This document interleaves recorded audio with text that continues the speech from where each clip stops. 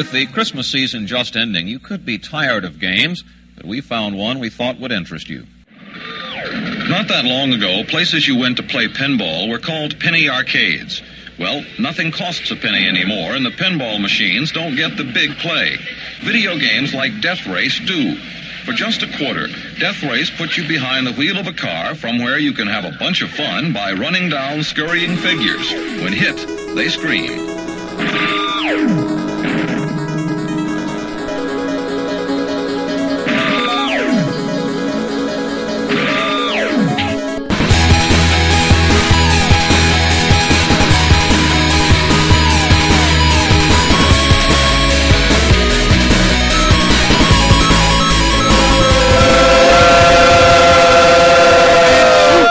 Shoot!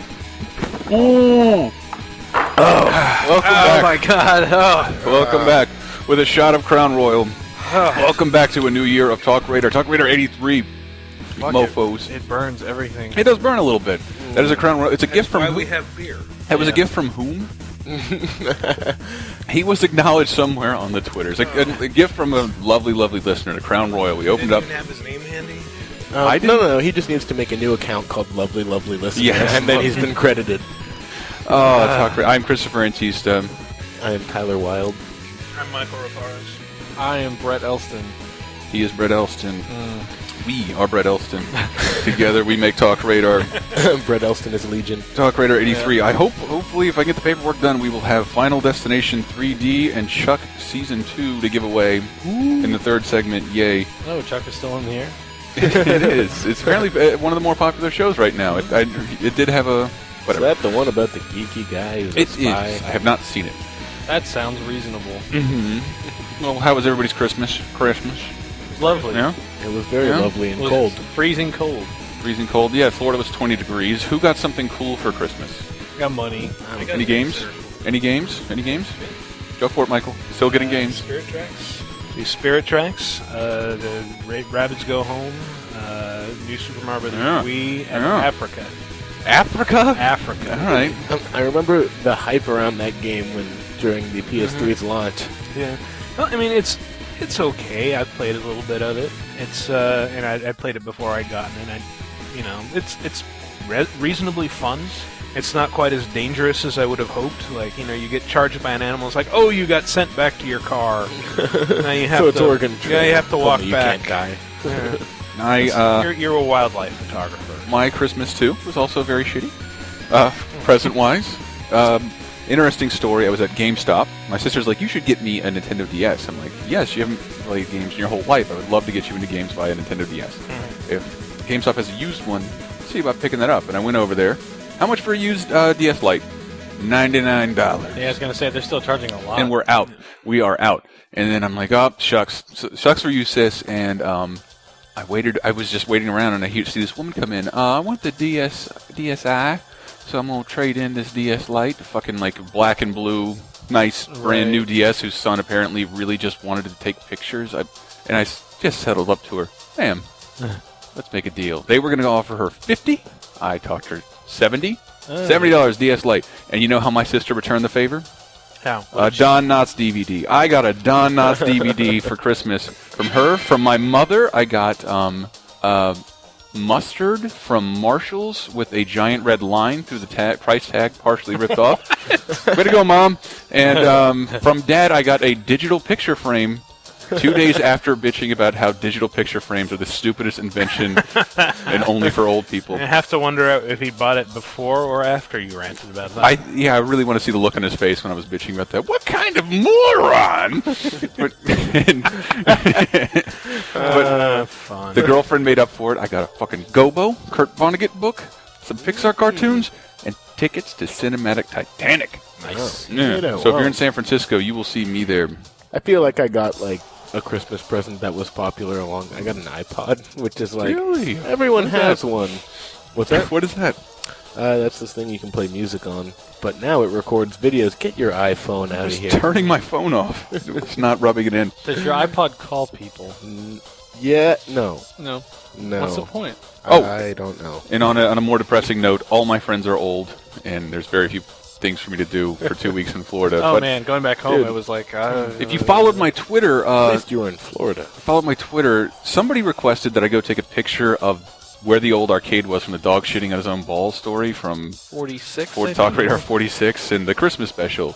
Yeah. Which, by the way, thank you, Twishart, for that music. You can download it was on the amazing. page. It's awesome. Yeah. The TalkRadar Christmas music. And I did, and guess what it is now? Nothing. What they make out of it? It is... Parking lot. Church of Scientology, and you can't take pictures because they get No. It is a holding pond. Yay, a holding pond. A holding pond where you... Florida keeps stagnant water during the rainy season. fun. Yeah, that's our mini golf arcade. Why do they keep standing water? Because they started building up subdivisions all around it and fucking with the landscape. Urban sprawl, Michael, it's a huge problem in Florida. Right. Game podcast. You know what? It's the urban sprawl where most of the state is under sea level is a great idea. You know where urban sprawl isn't a problem? Canada. Canada. You went to Canada. Well, I went to the boonies near Toronto, eh? Oh, yeah? Oh, yeah, and it looked like Fallout 4. There's nothing, and it's cold as shit. How cold was it? So cold. I don't have it. I don't have an Shit, it was I was so hoping I'd cold still have joke. Brett's cold sound Come on. effect from Winter Wonderlands. It was This is going to be... We had You a know lot what? of, It was cool bowling. And That's what it speaking was. of Top 7 Winter Wonderland, we got a lot of stuff for you today. Lots of cool news stories and some sound effects. Records have been broken. Some user-created stuff. Community segments, game deals. But yes, Brett, like Brett said, the top 7 every week every week. GamesRadar.com. we post the Top 7 list on Monday. Mm-hmm. And if you don't want to wait for the homepage to update, you can just click on the left there of the website where it says features and just keep refreshing that all day. Just Yeah, bookmark really that. works. Just That's bookmark all you the need. features tab. It really, really works. Get our RSS feed or There's, whatever. yeah, that I wouldn't be surprised if ours didn't work. Me neither. That wouldn't surprise me at all. Top 7 this week was the top 7 90s games that need HD remakes, which is kind of a clumsy thing to get across in a catchy headline.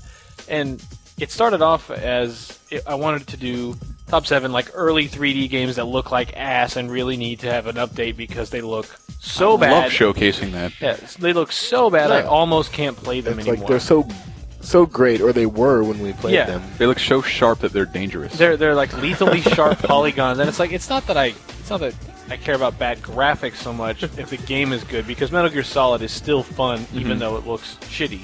The problem but is it could still be fun with a nice little upgrade. yeah, like and also how many people today are gonna go back and play Metal Yes. Gear Solid 1 when it looks like ass, or Twin Snakes, which looks like immensely better, and also adds all these features from the old game that kind of makes makes Twin Snakes play more like the old games despite being the first game.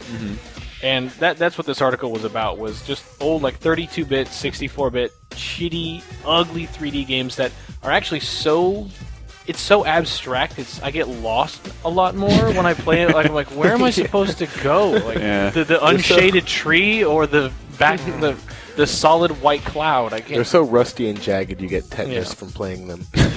Oh, and then like Tekken 2, all the girls. I gotta get back into my soundboard. Thank you. Jesus. But moving in to the top 7, basically it's kind of like games that need the Twin Snakes treatment. Yeah. If you love Metal Gear and didn't play Twin Snakes, I fucking loved it. In fact, it's the only Metal Gear I've played. So, Wow.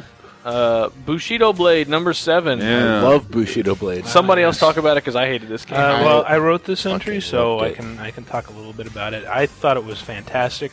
I'm still kind of surprised that you refused to play Bushido Blade 2 with me when I discovered I had it. God, in I the had a office. game. I have no interest. Why did that happen? Why did that happen? Why wouldn't you play with Michael? Because he doesn't like All he wants to do Bushido is Blade. play. But you know what? PlayStation 2, I was so excited for Kendo, Master of Bushido. Kengo. Or Kengo, that's Yeah, what it I was. was really excited for that too, and Not I bought good. it. I bought it, and I it's bought just it. like 2 hours later, I'd never touched it again. It's like, what the fuck is this? It's Terrible. Just It like, wasn't Bushido Blade. Yeah, there's no one-hit kills. It's not particularly realistic. It's like, Bad. oh, I'm living on the dueling But so tournament the circuit. the This is bit great. with one-hit kills Yeah. was the selling point to Yeah, Bushido. which is Really? seems crazy now. Yeah. It does seem crazy, but the thing is that it's like that kind of it. You didn't really get the appeal unless you played it with other people. And you still had you were penalized for doing things dishonorably, weren't you? You like were. there was like a timer if you struck somebody before the timer. No, it was That like, started? as I recall, in the single player. I don't know if in the multiplayer. In the single player, if you struck someone in the back, Yeah, stuff like that. you lost immediately. I don't remember that. not The pretty single player positive. was like this whole story about how you're an assassin who's decided to reform and escape, and you're being hounded by your former compatriots, which was kind of cool. That is a good segue, Michael. Meikyokan Dojo of the Narukagami Shinto school is really a secret society of assassins called Kage. Everyone who knew that was sworn to secrecy and not allowed to This is leave the bringing back compound. memories. But one person broke the code of silence and escaped Was it me? into the ruins of a deserted castle in search Was it whichever character I chose? The castle Just trying to get back into the soundboard. Sorry, everybody. to find your destiny. No, I there was seriously- like some sort of. You could also cripple people, which was kind of Yeah, cool. that's Oh, it. it's so fun And to I remember cripple that there was people. like some reason, like you got a better ending or something if you could get through it without killing anyone except the final boss. If like That's true. you just crippled the first person, like slashed their leg so that they couldn't follow you, and then like ran away and like jumped down into this well or something. Yeah. And, I don't remember what happened next. Even though I didn't like it that much, I did appreciate the tension Yeah. of knowing you can only really take one hit, or if your arm Yeah. gets hit, it'll hang there I mean, lifeless. if you forget to block, it's over. Well, it completely changed up the dynamic from like most fighting games. You can get away with just like charging in and pummeling and winning by sheer brute force, and you can't do that here. No, and as I recall, it was one of the first fighting games I played where you had an open environment that you could run around That's in. right. That's right. There weren't Giant. wasn't very much before that. I yeah, feel it's like pre-Power Stone. So. yeah, and I remember thinking like when, crap, what's that game with with the boobs? Dead or Alive. Dead or Alive came out. I was thinking, oh, this is like they're doing like Bushido Blade with the big 3D environment, which is a Right. weird thing for me to have thought. But Yeah, I it played kinda Bushido is. Blade so much, Right. Like in my friend's basement, we would have. I don't know how you have a tournament with two people. And then of course the final We figured boss, it out. The game's final boss has a gun, so that kinda, yeah. What a cheap Breaks bitch! everything. Yeah. How does he not lose dishonorably? Well, that's the thing. You have to just learn to run around so that he can't hit you, and then get just close enough that you can kill him with a slash. I felt like So everyone much moved fun. really slow in this for some reason. They move realistically. It's a PS1 game. That's why we need a remake. That's exactly why. Like I like the fact that there are no Love other a games remake. like this. Even to this day, there's Yeah. not like a very Seriously. serious like ancient This- Japanese swordsman. I would sequel lose my tank? shit if I heard about a remake to Bushido Blade. The sequel not do very well. The sequel was it came okay. out over here, but I don't know how it sold actually. I thought I remembered it being pretty dismal. It had its good points. I really No, enjoyed it, just the actually. reception to it. Oh yeah. I Well, I basically- remember somebody says like they might as well have called it Bushido Blade 1.5. It's like, what are you talking 'Cause about? Because they added a ton of new characters. There's a new storyline. You could fight with two swords and throw one of them through the body of your opponent, Take which was fun. that 1999 dude. At that time, exactly. at that point in time, Square Enix was like a really hip record label, where if it had the name on it, everybody would buy it. And Yeah. Technically, it wasn't Square Enix. wasn't? Was it? It was still SquareSoft. It was Square. Squaresoft. Oh, was it like Square IDOS when they had that weird? Oh, maybe. Okay. I don't know. But Yeah. in terms of needing an HD remake, I did go back to this game recently, actually, and like the costumes of the characters It's- could cut through glass. Like it's It's just bad. It's a triangle. Your costume's a triangle. And it's like it's different because like an old movie like with bad special effects or silent films like you can still suspend your Yeah. disbelief because it's I still couldn't play people it. I just couldn't play it. and it's still a set and it's still whatever. But when you play old games like from that period, not 8 and 16-bit games because they always look crisp. yeah, they were. But you play a 32-bit like in Bushido Blade, it's like I only see like rectangles fighting each other. yeah, it's really hard. And maybe it's only because we've been around to see the difference before and after, and it's just this weird middle generation. Geometry Wars. Yeah. Oh. Excellent. Never has it been so important. Never has that No. been so appropriate as Yes. number 6, which is Blast Core. Yay. Truly one of my favorite N64 games. Yes. Really underrated. I Really can't one of my believe. Well, we said that about the PlayStation having the jagged, awful, blocky-looking shit. The fucking fuzzy Nintendo 64 stuff. That also needs It wasn't so much a jagged nice as little it was upgrade. No, the exact opposite was the problem on 64. Is Yeah. they anti-aliased the shit out of everything, so it was always blurry. And there was, and because it was a cartridge, the textures were so limited. So everything looks really kind of shitty unless you're Nintendo and work around It's all a those. really good game. It's such a There's like fucking one or two vehicles that amazing control like concept. garbage, but Yeah. there's like 10 other vehicles. It, like the premise, if you don't know, is just there's this truck with a bomb on it, and it's out of missile control. to be decommissioned is being Yeah. taken It's to. out of control and rolling at like 5 miles an hour. Yeah. And the basic thing is you need to clear a path so this truck, Yeah. which is the warhead's about to go off anyway, the slightest bump will just set it off. Yeah, This so nuke if you, will go if you off. touch it with your car, Yeah. game over. And if it hits a building or goes down too steep a hill, and it's just, well, guess what's in between it and where they want to detonate it? Everything. Middle America. Is you got to in between save it. survivors, and it's a Yeah. quest for time. You're just destroying everything, like clear, like level it to the ground, and it goes from like bulldozer, dump truck to a breakdancing robot. giant It's mech. great. Jazz, I believe his name was. I mean, we talked about all Moonbase this stuff 2. about the truck, but basically it was, let's show off the N64. Here's a game where you destroy shit. I'm not sure that's what all that you was do. a reference to, but I do have the moon music. What, from DuckTales? No, from Blast Corps. from I Blastcore, do yeah. love this line in here in the last paragraph. Sorry. That is the... Yeah, moon, baby. The music is fucking insane. This is great. Is it? I think David Wise made it. It's rare music. It's Yeah. good. What Go line, for it, Michael? Michael. The line was, Blastcore rocks the fat ass in a manner most timeless. I was in a very, very, very large hurry. 'Cause how do you measure a hurry? I'm gonna say, believe it, Blastcore rocks the fat ass. It's like, so this is what led me to look for the Bill and Ted phone booth, because I'm like, you're Bill and Ted dressing up as Naruto and saying, believe it, Blastcore rocks the fat ass in a manner most timeless. Very sleep deprived. Very busy. And Oh. Yeah. And then, God, I love that music. and then bonus, once you beat look Jinx! at you. Once you beat the game and Best friends. and detonate and oh, that was adorable, and detonate the nuclear thing. There's a bonus mission of a space shuttle that's trying to land, and then you got to clear the space shuttle path, and then you go to the moon, motherfucker. Just play the moon. You go to the moon, and you go to Mars, and you go to all these places, and it's just the kind of game that, like, it's perfect for XBLA or PSN, that kind of game. Like, That's what I wanted to say. Somebody should have stopped me, because over the break I played Red Faction Guerrilla, which is kind of an updated Blast Corps. a little bit, it is. And I didn't realize that from the screenshots until I stepped inside of a mech and started destroying buildings for time and money. And, oh, yeah. Anyway. My best tactic in Red Faction Guerrilla was to get in a dump truck and just drive through everything. That's the first thing you do until it gets stuck Yeah, on like it a gets crate or a pebble.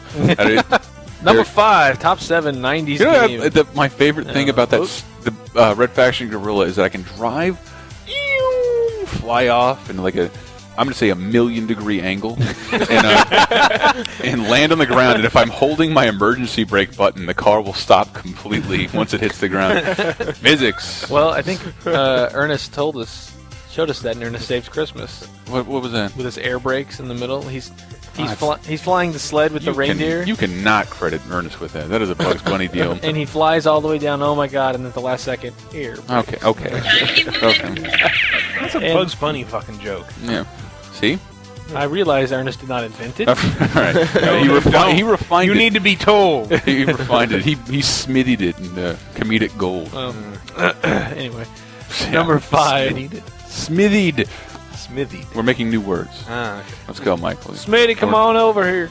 So what's the next entry? Number 7, top 7 90s games that need HD Not remakes. number 7. Is number 5, Twisted Metal. Mm. And Number 7 is number 5. Up and down.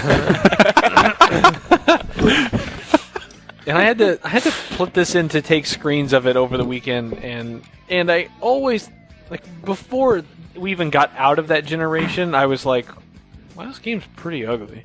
Going back now, the first one is just a Oh my God! just it's a an abomination. just a mess. And it was a PlayStation launch game, so you can kind of forgive it. It's like they were literally just discovering how to make 3D games, and '94 when this was developed. I, So I feel fair like enough. the only engine they were using was based on static electricity and chiclets. That almost makes sense. It makes a little sense. Think about it. It's one of those things you got to think about. Yeah. And it's 1 and 2, Twisted Metal 1 and 2 both did this, and I'm sure 3, 4, and the fucking shitty other ones did it too. Mm-hmm. But you could actually watch the textures warp as they as they hit the corner of the screen. They would bend. You would see inside buildings that contain and nothing as you turn. Yeah, it's just the game is a total mess, and Which is a shame, because that very well might be why they never bothered to revisit it, because it looks so terrible right now. I can't imagine showing that to an executive. This is our next big... Twisted Metal Black looked and alright. Black was really good, but And I don't super get it. fun. I don't get why Head On is the little... What's the little one? Small Brawl. Small Brawl. Well, I'd love a real Twisted Metal. Yeah, a new one, and the whole bit was Well, they handed back off to the developers of 3 and 4. Yeah. That's What, what is it 989? The internal Sony folk? I think they took it back. But David Jaffe has dropped all these hints that he's working I remember on. reporting those a year and a half ago. And Jaffe has I mean, I been don't think shit. it's coming anytime soon, but Well, he did do Calling All Cars, which is a similar Phenomenal. concept. No. Well, barely. The bit was, you pick a car, and then all the cars are loaded with missiles, and there's all these pickups. It's like a Mario Kart battle mode. It was the first car combat game, I which think- kind of... I think it popularized car It came combat. and died within, like, that generation. Kind of. It spilled over into PS2 era a little Black bit. was good. What was it? What was a good car? I'm not challenging you, but what was a good car combat game? Remember, like, Twisted I don't Metal know. had There was like Star Wars Demolition and WWE Crush Hour, and there were a lot of stupid. This is true. This is true. It was mostly junk. I'm gonna be rare and give you the Wikipara sound effect. Yeah. You have earned that. Yeah. I had to stock those games. Keeping Michael on his toes. Um, Speaking of keeping Michael on Oh, his and toes, Vigilante 8. There. Vigilante 8, but that was on the PlayStation. Yeah, it was. Yeah, but It was PlayStation also on 2. the Dreamcast. That doesn't count. Go Dreamcast. Vigilante 8, yeah. Technically, it's just the last And Rogue generation. Trip, if you want to Oh, count that. Road God. Trip. Brett gave me this. I gave these sound effects because one of the interesting things they did for Twisted Metal was each car didn't just handle differently and have its own special attack. It had a trademark sound effect, much like every Godzilla monster has a roar and like all those Zelda sound effects. That's a Zelda game, and they did a very good job of making these distinct sounds. And I mean, God, did just that note in Yeah. Zelda. did everyone here play the first Twisted Metal I did. to excess or? A lot. I did, yeah. And just flipping through the character select screen, I could tell what cars most of these were. I had the sound, and you just gave me the sound, and I'm like, even if I don't remember the names, I know what the car You remember is. the sound, yeah. And let's try one. Who is that? Sweet That's too. Sweet That is Tooth. absolutely Sweet Tooth. Yeah. Is that Thumper? No. Oh, stop it. That one's easy. That was the cab. Oh, All right. God. He has this.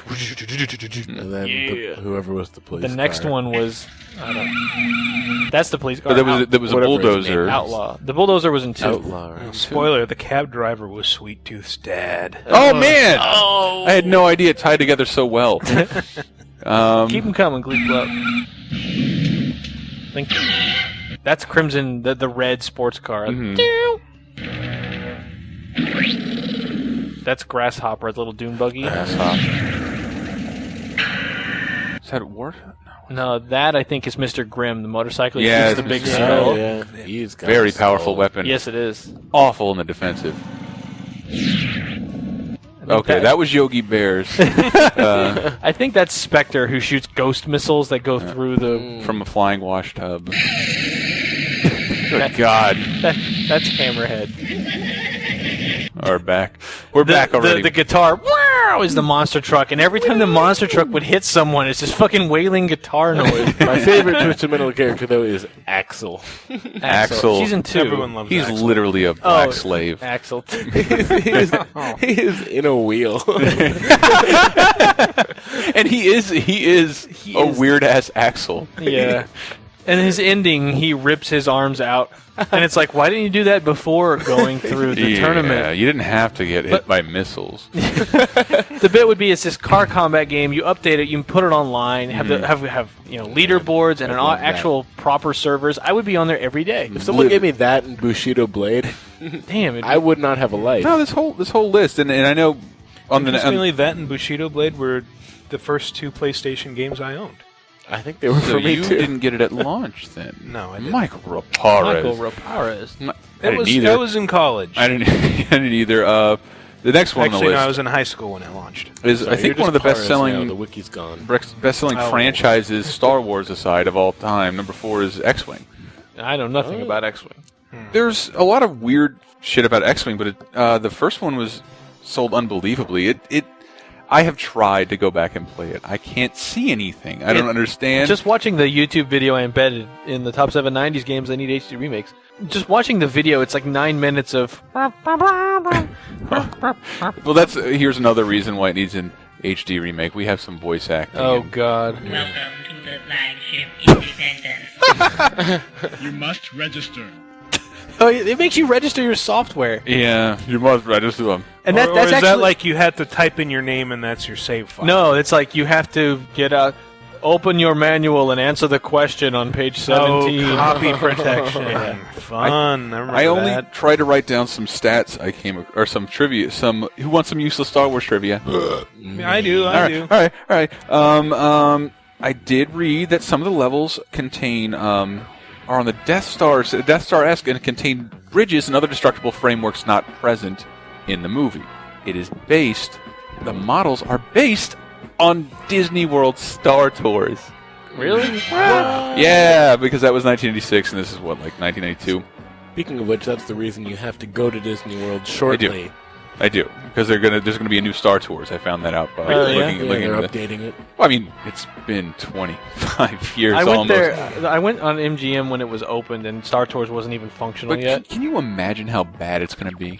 Yeah. The new Star Tours. Oh God. Just terrible. Is it still going to be just like a here, watch a movie while we bump the thing Yeah, around? kind of, but you know, there's going to be like Hayden Christensen and fucking Oh no! General Grievous. They'll be able to get him for a sandwich. And Evan Sleaze-Bagano. That's a real That's name. a real Star Wars name. Paul Rubens was the voice of an R2 unit in one of the Well, X-Wing maybe games. maybe it'll dip down into a pod race and we'll see Odie Mandrell. Do you think I have... Oh, I hope Couldn't we see imagine. Quadraneros is pulling into second Do you think place. we'll see Stinky, the baby Jabba the Hutt?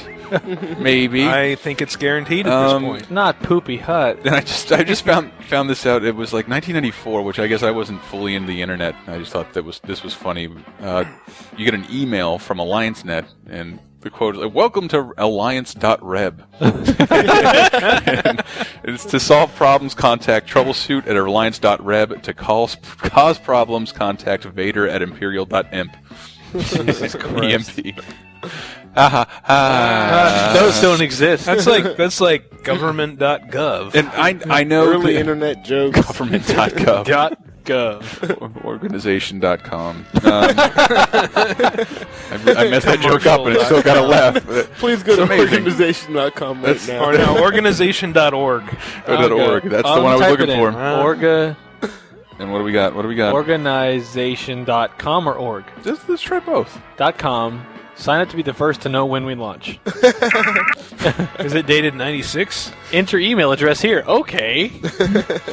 Wow, Organization- that's the easiest phishing scam ever. Organization.org. Links. What? It links to complaints.com. What the fuck? .coms. Number 3, top. Oh, wait, are you done with yeah, X-Wing? so I just- or did anyone play X-Wing, Tyler? I played a little. I think I did a I little. know that TIE Fighter was a lot more popular. Yeah, TIE Fighter was. They had all like B-Wing and. I played X-Wing looking for Christmas Easter eggs. Oh, Apparently, if you play on Christmas, Santa appears, but I couldn't. Yeah. Oh, right. I couldn't make happen. But I mean, I'm sure it again, the same happens. thing is like it's such rudimentary graphics that I mean, this spawned a very popular and lucrative franchise for several years, and Yes. remaking it, simply updating the graphics. And I don't know. it's not fair. And there's- it's what still game funny is- because yeah. they released another one almost around 2000, like just updated stuff, mainly updated music because this is what they were originally working with. I remember hearing this in Dark Forces and being so pissed, like it's a CD. Yeah. Mario Paint.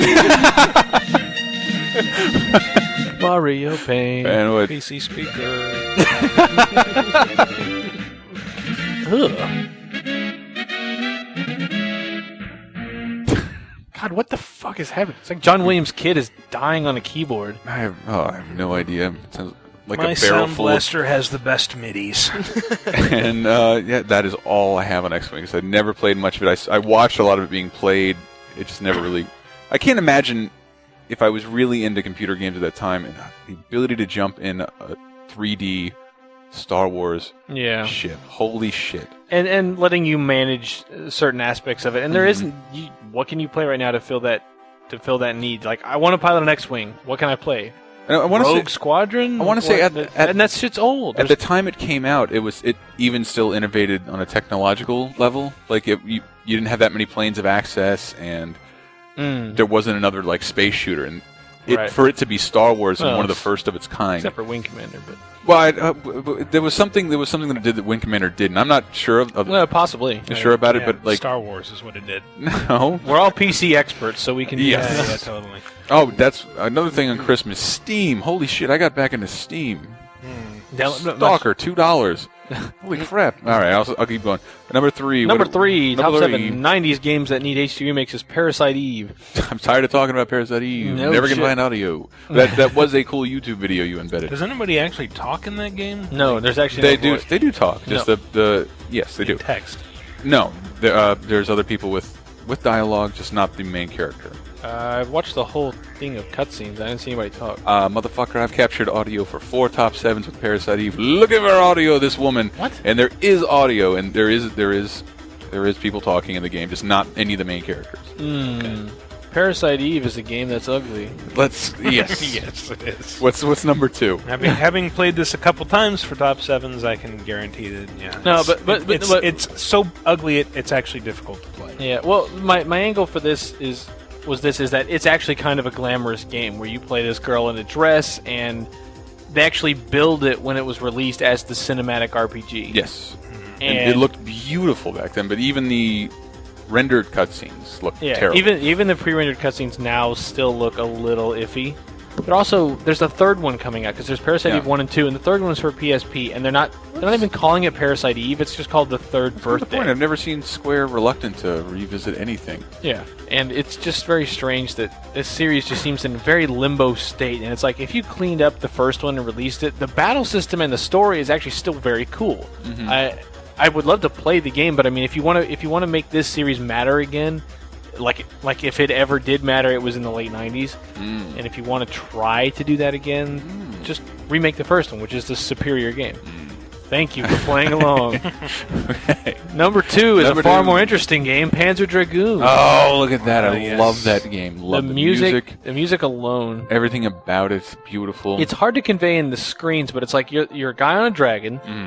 And you have this 360-degree view. You're on rails, so you're always moving forward. You can't control your forward momentum, but you can look all around you. And it's a shooter at that point. It's just you're moving a reticle around and like locking onto targets and letting a button go, and then all these missiles, like anime missiles with those lines that go everywhere, cascading around, and you can some fight. of the most beautiful music. Like I used it all the time in the cast, and.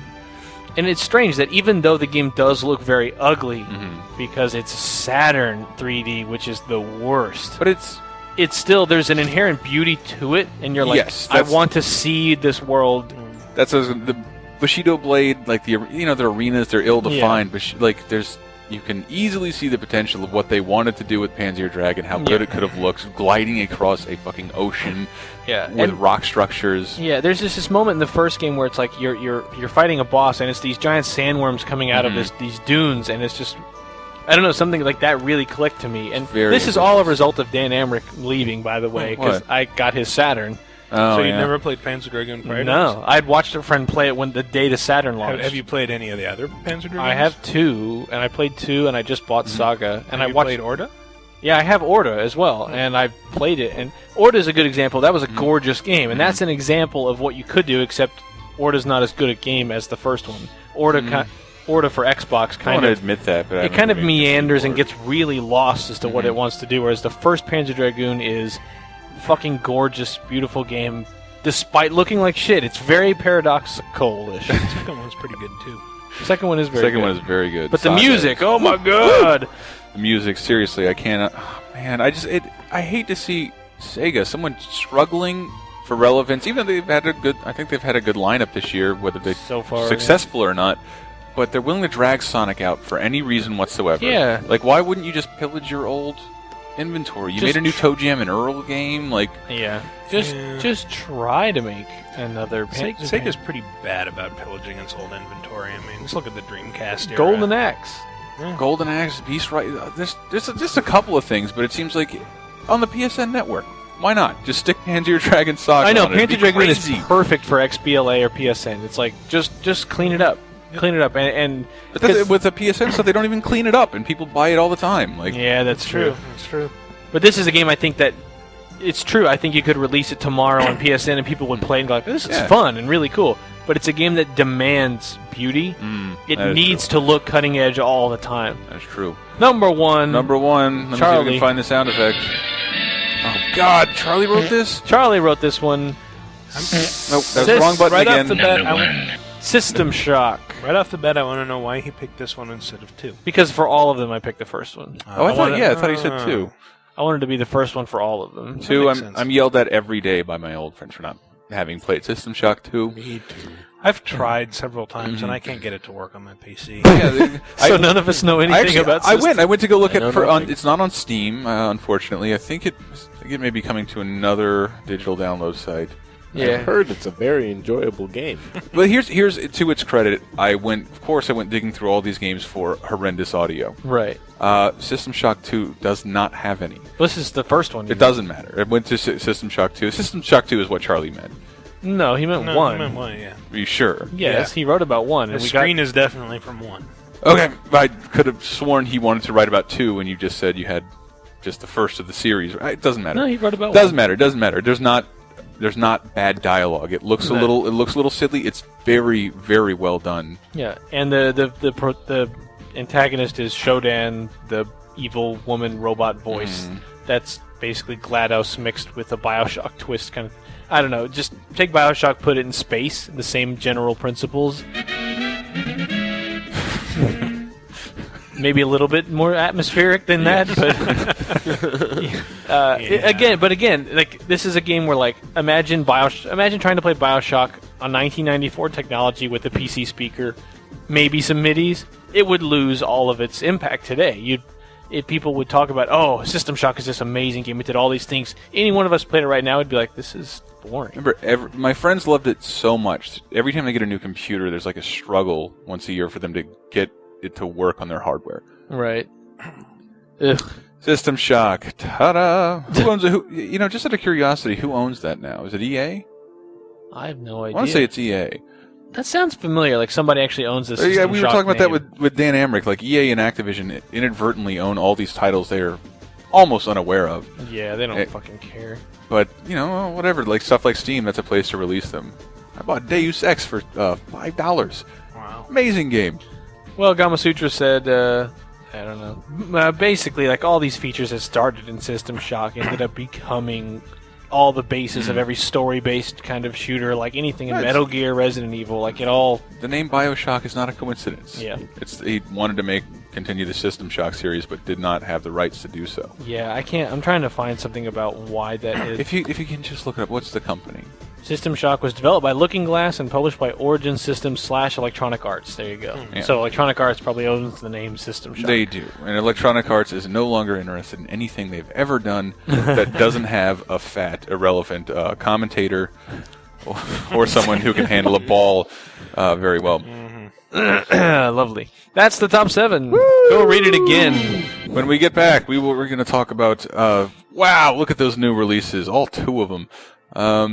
Both are good. They are good. They're both great, actually. So, we get back, and I want to read a bunch of stuff from the readers, silly stuff, news, achievement whorishness. Got some hilarious stories from the break. Yeah, stay tuned, maggots.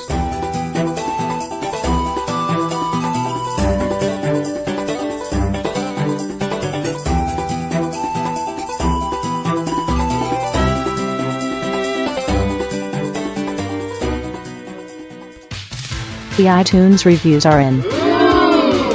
Wishart says, a wonderfully pungent gaming cluster shard. Kyrian BC says, spawned from the heavens, absolute brilliance on so many levels. Melzul says, Pants-crappingly hilarious. And Game Dad says, the constant belching and F-bomb to make the podcast feel immature. get over here! TalkRadar for the win.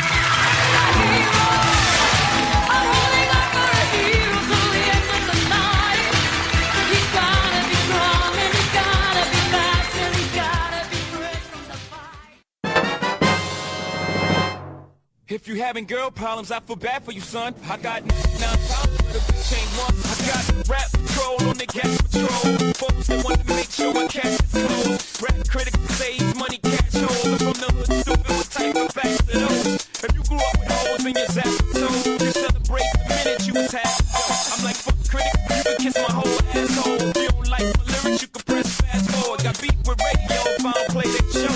They don't play my hits, well, I don't give a shit. So, rap mags trying to use my black ass so advertisers can give them more cash for ass fuckers. I don't know what you take me as or understand the intelligence that Jay-Z has. I'm from rags to riches, niggas, I ain't dumb. I got 99 problems, but a bitch ain't one. Hit me! 99 problems, but a bitch ain't one. If you having girl problems, I feel bad for you, son. I got 99 problems, but a bitch ain't one. Hit me! Yeah, it's 94, and my trunk is raw. In my rear view mirror is the motherfucking law. Got 2 choices, y'all. Pull over the car, bounce on the pedal, put the pedal to the floor. I ain't trying to see no highway chase with Jake. Plus I got a few dollars I can fight the case. So I pull over to the side of the road. I heard, son, do you know I'm stopping you for? Cause I'm young and I'm black and my head's real low. Do I look like a mind reader, sir? I don't know. Am I under arrest or should I get some more? Well, you was going 55 to 54. Lost the registration and step out of the car. You carrying a weapon on you, I know a lot of you are. I ain't stepping out of shit, all my papers legit. Well, do you mind if I look around the car a little bit? Well, my glove compartment is locked, so the trunk is back. And I know my rights, so you don't need a warrant for that. Aren't you sharp as attack? You some type of law or something, somebody your paw or something. I ain't past the bar, but I know a little bit enough that you want to legally search my shit. We'll see how smart you are when you pay down. I got 99 problems, but a bitch ain't one. Hit me! 99 problems, but a bitch ain't one. If you having girl problems, I feel bad for you, son. I got 99 problems, but a bitch ain't one. Hit me! 99 problems, but a bitch ain't one. If you having girl problems, I feel bad for you, son. I got 99 problems, but a bitch ain't one. Hit me! Once upon a time, not too long ago, a nigga like myself had a strong arm. And this is not a hoe in the sense of having a pussy, but a pussy have no goddamn sense. Trying to push me. I try to ignore him, talk to the Lord, pray for him. Some fools just love to perform. You know the type, loud as a motorbike, but wouldn't bust a grape in a fruit fight. And only thing that's gonna happen is I'ma get the clapping in. He and the boys gonna be yapping to the captain. And there I go trapped in the Kit Kat again. Back through the system with the rip rap again. Fiends on the floor, scratching again. Paparazzis with the cameras, snapping them. DA trying to give a nigga shaft again. Had to prevail cause I'm African. Or because this fool was harassing them. Trying to play the boy like he's saccharine. But ain't nothing sweet for I hold my gun. I got 99 pounds, see the bitch ain't one. Hit me!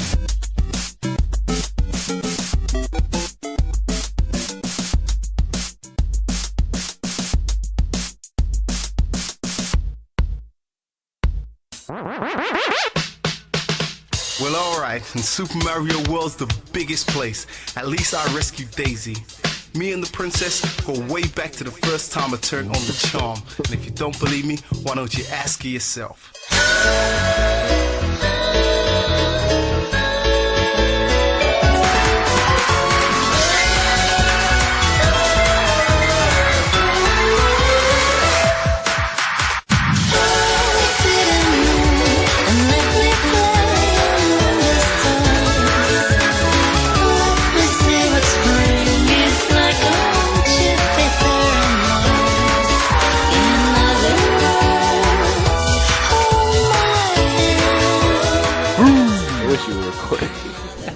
I am recording. What you got to say? Nothing to say. You got nothing to say? Hey, I got no That's words. the spirit. TalkRadar 83. Right back in the middle. The thing you heard in the break was, what is it, Manila Killa with 99 Problems in the Mushroom Kingdom? which is just 99 Problems with the Mario music, not manipulated in any way whatsoever, and it works. It just works really well. I mean, there's no remixing, really. Yes. Just overlays. And but what you're hearing now is Fly Me to the Moon, Bayonetta style, because it really loves that song. Jesus. I don't know why. I love that song. I love the lyrics are so childlike. Little Princey. What? Yeah. Fly Me to the Moon and let me play Among the Especially Stars? when Sinatra sings it. That's just... Sinatra or Tony Bennett, either way. What spring is like on Jupiter and Mars. Not like Has William Christopher Shatner Walken covered that song? No, only Rocket Man. Rocket Man. Burning up the stars. But Bayonetta, bringing us in a new release is Bayonetta. Oh, right? Bayonetta. Good shit. Yeah. No? Oh, you don't dig? I think because we all went out and bought it yesterday, and I was thinking that the games journalists are all eating each other's hype because all the local Bay Area like GameStops were sold out of the game because they didn't. The guy there said few people pre-ordered it, so they didn't order it a lot. And I don't know. It was sold out at numerous stores that we went to. Yeah. Bayonetta. I think maybe I'm not at the audience for these games. Like, I don't know. Oh, no, I love it. For the most part, only Sean. I said, I got Bayonetta, and Sean McInnes from GameSpot. McInnes on Twitter is like, I hope you like cutscenes. It's a lot of cutscenes. And wow, and I thought the cutscenes, some of them are really good. Yeah, they're fun to watch. But the static ones that are like a it's like failed a attempt to be artsy, it's like a film strip that's going by. just comes across like laziness. Yeah. And then they add those into the other ones that are good, and you have about 50% game so far. Yeah. I don't know. Like, I recognize... I do love how just over-the-top and stupid it is. Yes. Like, with just all these cheesecakey shots of her and just the way everyone's behaving. It's almost like a parody of itself, and that's fine. But just the gameplay... the last game I played like this was the first Devil May Cry. And then I tried to play Ninja Gaiden, and I didn't like it. And I tried to play God of War and didn't like it. I just don't think... I don't know. I think I'm the wrong person. For some reason, I'm playing it, I'm like, I played all the way through the middle of last year, Conan. And Conan reminds me a lot of Bayonetta. Really? Well, just the combo system for the most part. All those extreme action games. I mean, with the it's do a bunch of combos, get a bunch of floating orbs. They present it in the exact same. Who's played Bayonetta? I have. Sonic? Is it making an overt Sonic reference? It's making a lot of references to a lot of games. There's Sonic references. I haven't seen Dr. Egg. Pete Tom had a whole sidebar devoted to that, and apparently she mentions it at one point. Really? Yes. She collects rings called Halos. The villain apparently is an Eggman.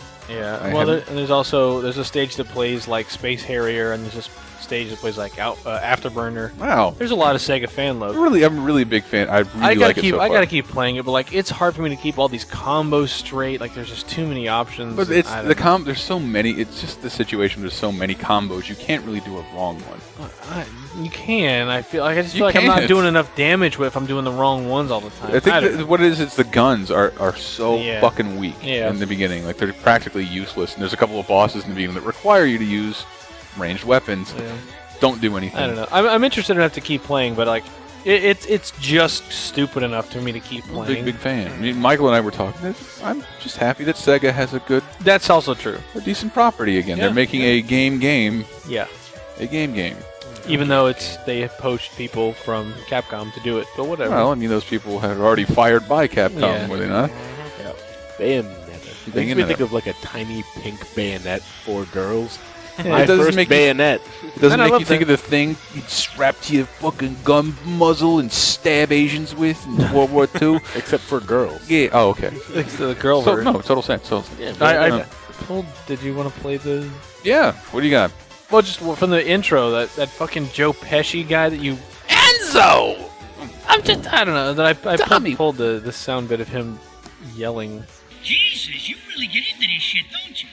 And just... I feel like I'm watching Home Alone the whole time I'm playing this. Like, it's a mix of like, okay, he sounds like Home Alone, and then the entire game sounds like I'm playing Outrun.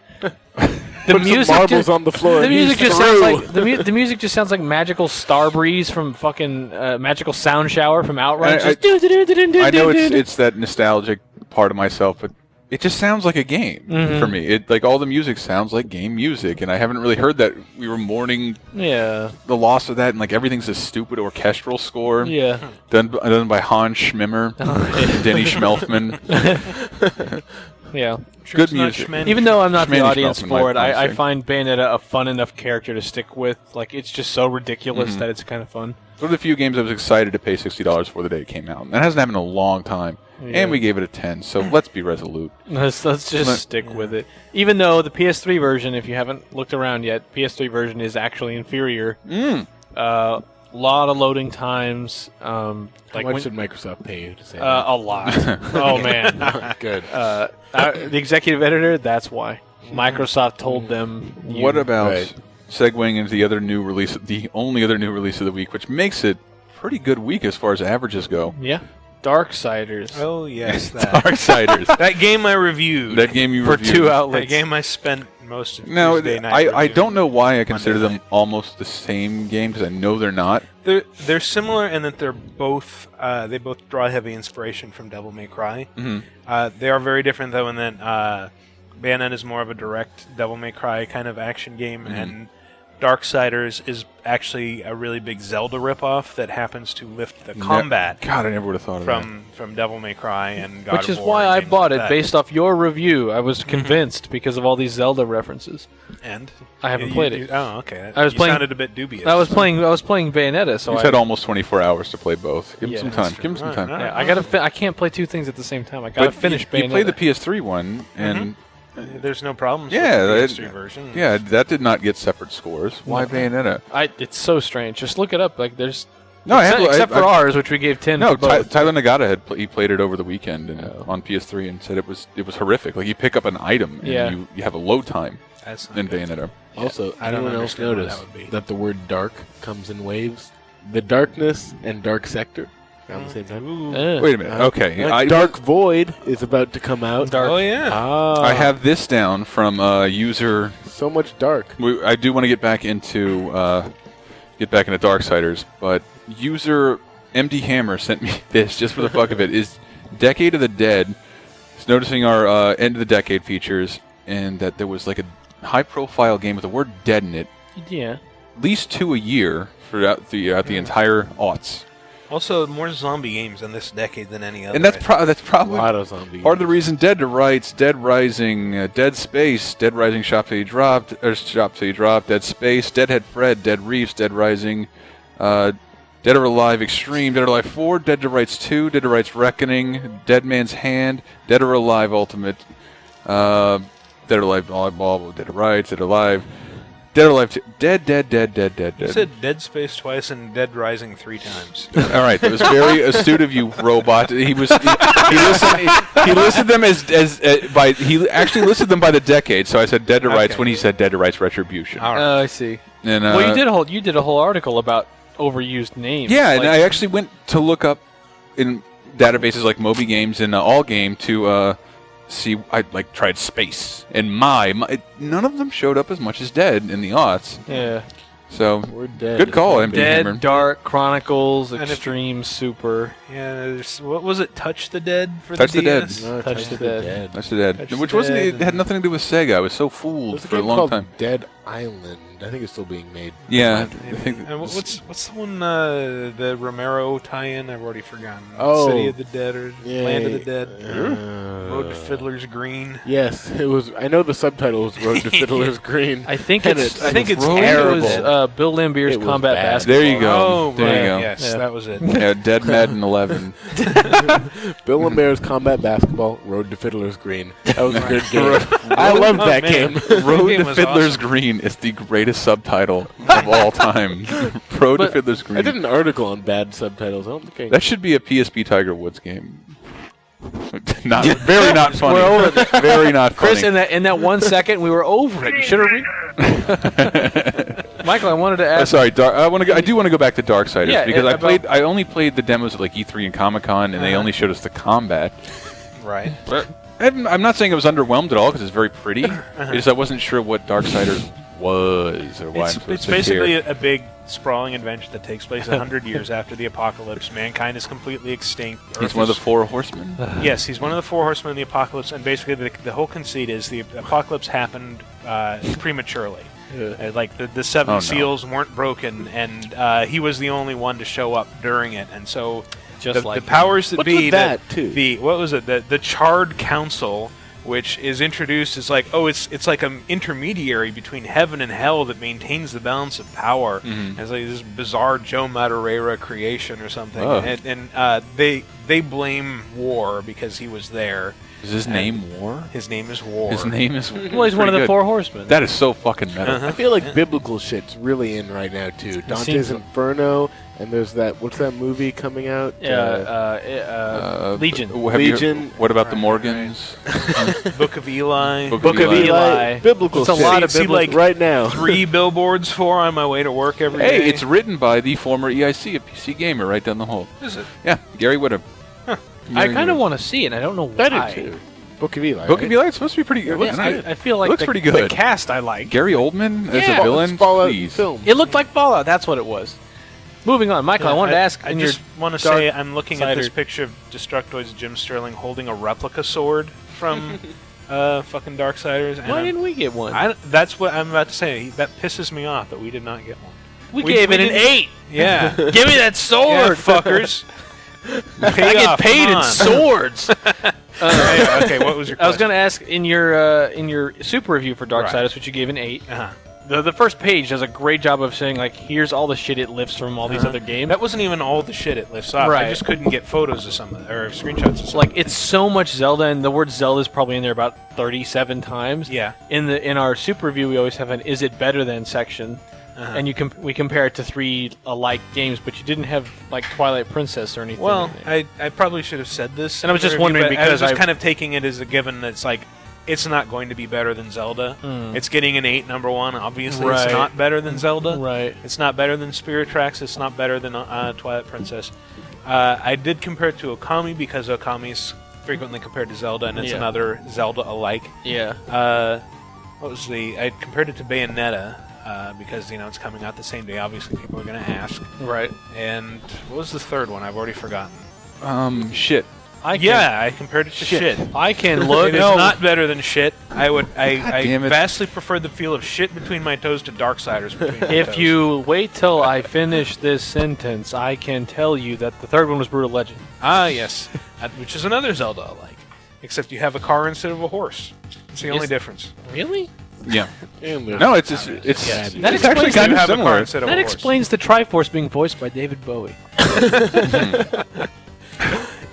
I was trying to relate to you guys. I know. I'm That was a very good- sad that the most metal reference great you can try. make is David Bowie. I like that. It was voiced by Dragon Force. All of The band. The band. It's the cacophony of men. speaking in unison. No, they speak like their music, so they're going. Oh, okay. All right. So Darksiders, if you could pick up one, Michael, $60. Which one would it be, by Which one would you pick up? One. You're saying that or Bayonetta? Yeah. Because they came out the same day, people probably got to choose. Probably go Bayonetta. Yeah. Because I got a 10. As far as is spoken. That's not an opinion. That is the truth. Yes. It Go is a fact. Bayonetta. It's not. I think there's It's just verifiable. there's a part of me that Quantifiable by science. sort of. I love science. I bought Darksiders. I don't know if I... No, Damn it! No, it's worth buying. Loser. I mean, okay, I'll level with you. There's some really frustrating shit, especially around the beginning. Awesome. There are these two. Okay, there are these 3 giant stone gates that are basically like walking cemeteries. And the first one goes away, no problem. And then the second 2, they're like, oh, we love to move, but we're under a curse, and you have to remove it first. Go around all over the map here, and there's like these 4 hidden portals. You go inside, and you fight an arena battle for 5 minutes. It'll keep you busy for about an hour because you'll likely fail at least once. And, oh, my brother down the road will have you do the same thing. He's also a wall. Fucking excruciating. You have to go into like this arena, and it's like, here are these like 6 gimpy skeletons. Keep them alive against waves of badasses for 5 minutes. And it's just fuck. But meanwhile, when playing Bayonetta, it was like T-minus 7 minutes until the first kill all the enemies for the spirit barrier to break. And I'm like, there it is. Well, there's the spirit. Bayonetta, in that defense, literally has a spirit barrier, which she breaks by blowing a kiss at By it. blowing a kiss at it. So it's like, it's that same shit like Family Guy making fun of the fact they're doing a flashback episode. It's like, Yeah, you're admitting it's kind of stupid, but you're still doing it. I wish I could better articulate that Bayonetta to me looked like from playing it and playing it now is a very straightforward game. It's a very honest game. It doesn't purport to be anything that it isn't. Yeah. In spite of a story. I look at Darksiders from a distance and I feel like they're selling me a trilogy. I they're fucking know selling it. you a tetralogy. A tetralogy. See, it's not quadrilogy. See, that's the thing. I will share something. They do not talk about this in the game. They don't even show any of this stuff in the game. But when I went to E3 2009 and saw it being played, it was explained to me that this was the first chapter in a series and that they are going to do the sequels based around each of the horsemen in turn. So there's going to be one about death, and because it's not very sexy having games about people named Famine or Pestilence. The other two horsemen have been renamed Strife and Fury, and Strife is a hot chick with a whip. Oh. At least in the concept art she is. And Fury you can't has change guns. the four horsemen. There's a oh god, whatever. No. It's, let's rewrite the Bible. We're THQ. It's We fast can do and that. loose, man. It's Joe Madureira. He gets carte blanche to do whatever. I'm also just trying to be the voice of reason for Bayonetta because it gets all these perfect scores, and I feel like it's so much fun. It's it's the perfect next gen. I don't know, realization of games that started on the PlayStation for me. I don't know. I'd kind of like to see Famine the game.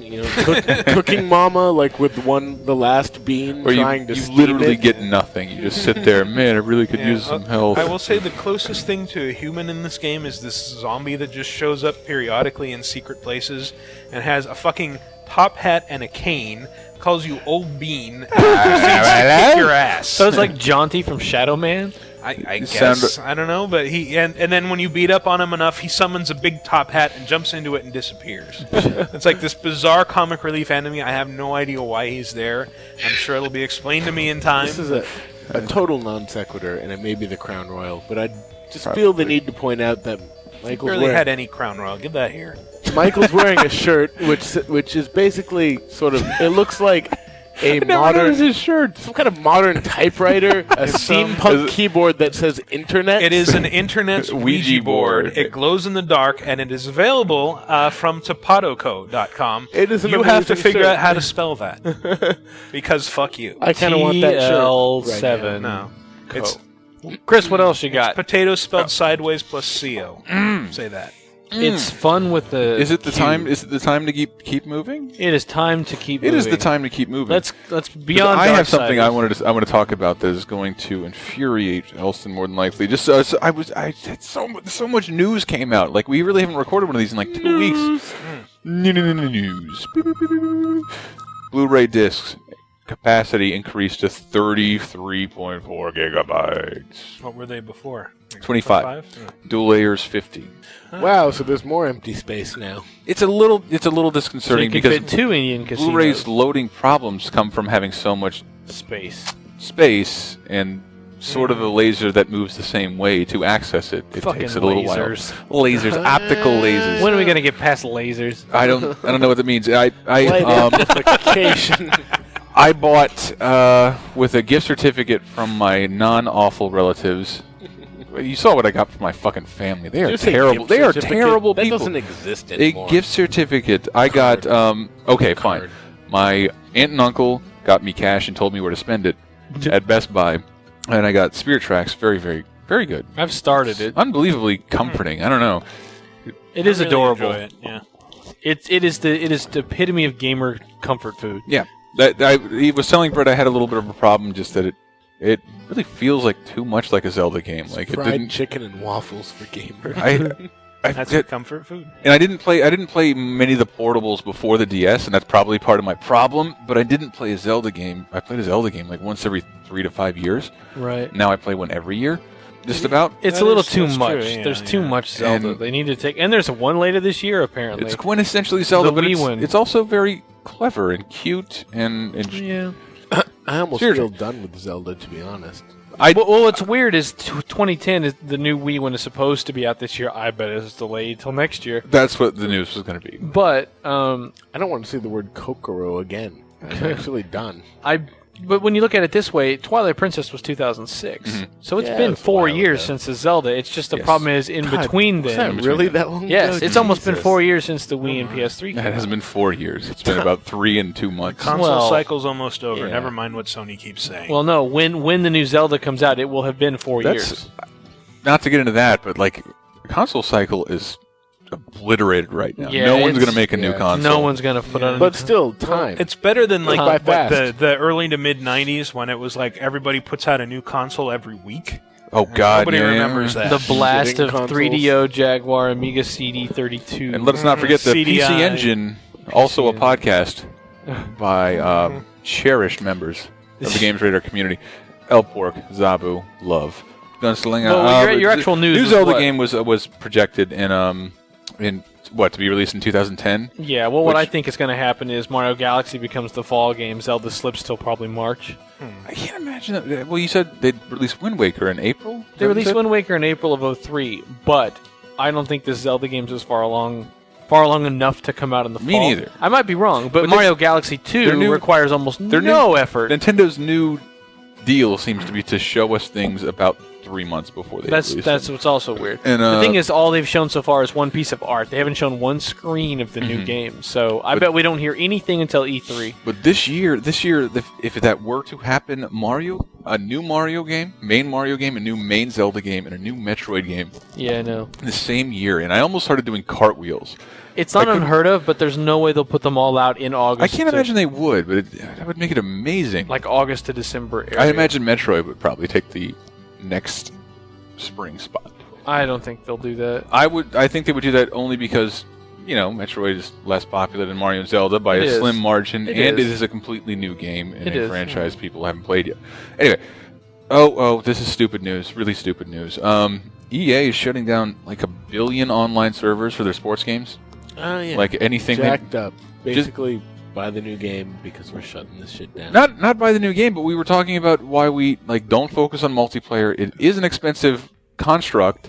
If you're not going to be in it for the long haul, then why bother? Mm-hmm. And everything, like I think Madden 09, as recent as that, is there will be no more online. So a game you bought a year and 2 months ago will be useless. Yeah. No more Madden 09. And but this is the silver lining, and it really isn't one. But I don't play sports games.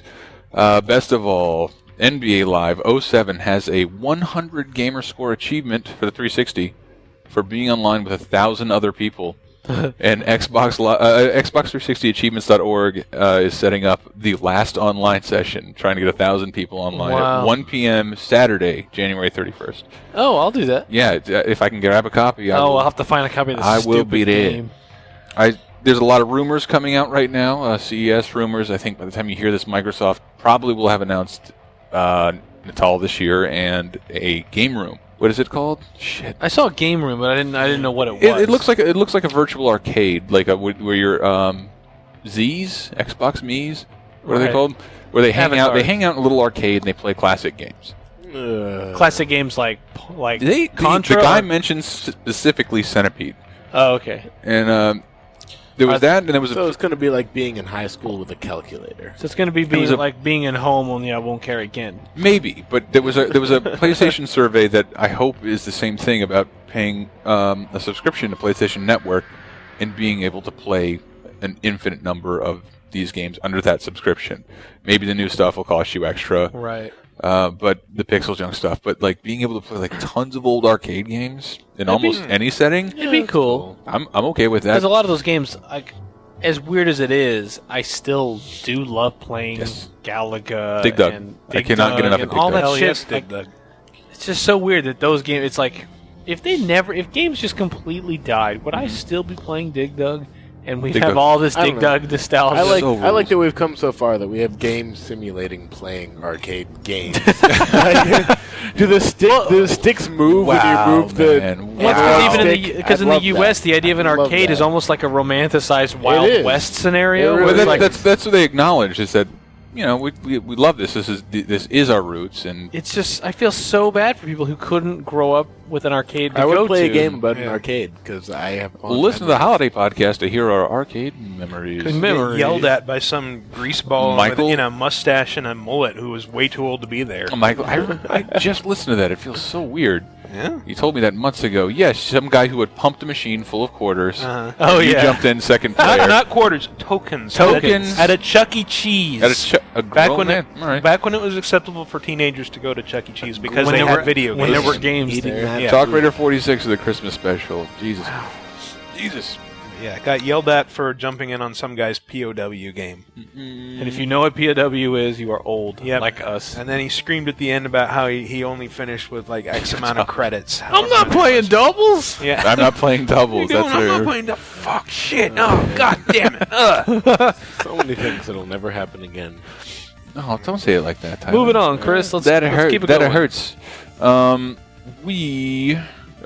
did see another rumor about Dissidia Final Fantasy coming to 360 and PS3 due to a scan from an unnamed Japanese magazine. As a download? I don't know. To be totally honest, I would love that. Well, this brings up something I brought up in the elevator in the 9 seconds we're in the elevator every day.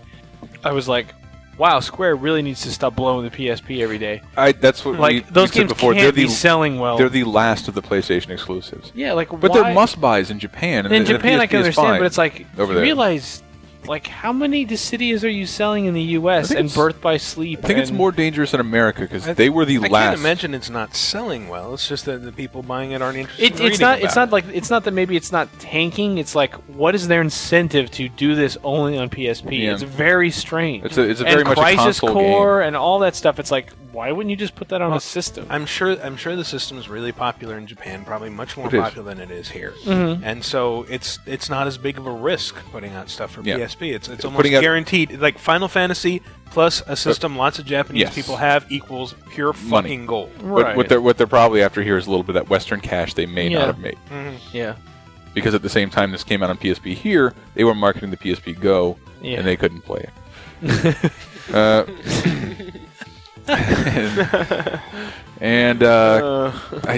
the PSP Go. Also, and speaking of Japanese magazines, Famitsu gives Talking about that yet? Famitsu gives Kingdom Hearts Birth by Sleep its highest score ever for a PSP game. What, a 40? 37 out of 40. What did you tweet earlier today What? about Birth by Sleep? Oh, that I really. God damn it! For I'm- only 2 hours. Dude, it did. I started. I couldn't wait. All I have to do is lie around all day. 2 hours of tutorials, and it's not just for the DS 358. It's not just that it's tutorials. You just go to this room with the fucking, what are they called? Organization 13. I'm gonna teach you how to throw a sword. Cutscene. Tutorial that I know how to do. Right. Back to the room. Things are getting darker. Talk to Zaius. I'll teach you how to use magic. Talk to Zaius. Already know how to do that. I am well over almost 2 hours into it. Have not gotten to one element of the game yet. I'll teach you how to jump by pressing A. Seriously, there was a half an hour. But jump this tutorial. But this is all again the DS one, the 358 by 2 days, not Birth by Sleep. No, I think it got a significantly higher score, even from Famitsu, which Right. is whatever. What Birth by Sleep? I saw that has a card battle system. A card battle system? Yeah. Wrong? We've done that before. Yeah. That was the GBA one. Oh, his name I forget it. I don't know. Christian Nutt, who was in one of our podcasts about the Dreamcast. C-Nut. C-Nut. He works at Gamma Sutra now, former Games Radar editor. He did say that he also felt Birth by Sleep is going to be the better Kingdom Hearts game, like well before. It looks like the more traditional Kingdom Hearts game. Yeah, that's what. And I don't know if he's backing it. I take what he says. I Very am seriously. guessing the last, and I'll say that. That's Yeah, all I'll say about that's that. very likely the last Kingdom Hearts game. That's all I'll say about that. I want to use this as a transition because Let's do that. Samuel the Geek, Tegeek, follow him on Twitter. I think we all do. Samuel, TEHG33K. He got me a Christmas present, and I was almost mad about it because presents you make yourself, even ones you send to the office, that's kind of cool, but don't. He just sent me a code and like, put this in your PSN, and it was $20. What the fuck? Motherfucker, don't just give me cash. I don't want to take it. We get paid to do this. Yeah, But right. thank you anyway. But he also sent me this. We did our Anti Awards this week. We did. We did not. Which is the worst of 2009, basically. I wish we found a place for this audio he sent me. Xbox Live indie game. Welcome to Don't Be Nervous Talking to Girls. Oh, wow. Is it crashing? Are they playing Crash into Me underneath it? Crash. I got nervous just listening to that girl. Man. Yeah. Dude, when do you think 9 Africans with trombones are going to kick in? Alright. Oh. In this game, you will be presented with multiple challenges. The goal of each challenge will be to get my number and to make a new friend. And then to put your wiener in me. Man, how am I going to get her number? She asked you questions, and then, I thought it was like a Mass Effect kind of thing. Where, ooh, no, that's not, judging by my personality, I don't like that. But no, it's like, my heart skipped a beat. Do you know how many beats a heart does a minute? Oh, that sounds worse than the guy game. And then it comes, it is the equivalent of the guy game. For girls. For guys, about girls. About girls. Which is like, the guy game is for Chihuahua virgins. Can you tell me how to go on a date with me? Leave now before I call the police. God, she even delivers that line like. God, I'm sorry, I was just wondering. Damn it, I've heard that so many times. I came over to your house and delivered a She's literally just reading that. This stranger's attacking me. What? What the fuck? And this is just a video. It's a video that slowly fades. She's just sitting there of a woman sitting in front of a tree.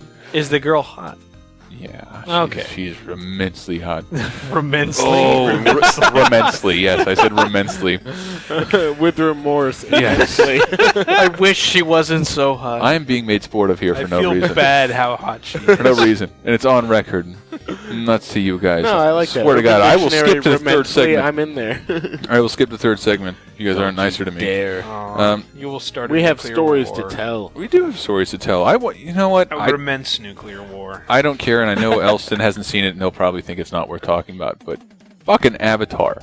I tried to go see it. It was sold out. So Was it sold out? I saw Fantastic Mr. Fox instead, which was excellent. I heard great things about it, despite looking really creepy. It was beautiful. My shitty hometown, Avatar, sold out everywhere constantly. I come back to the Bay Area, I go see it, no problem. Really? Theater's half empty. I get a seat in the middle. Wow, that wasn't my experience. Yeah, I tried to see it at the Metreon in San Francisco, and it was sold out. Everything was sold out. I went last night, finally caught up to pop culture, and I got there first. We wanted to go to the IMAX show, but that was sold out, so we went to like the 10:30 regular theater 3D.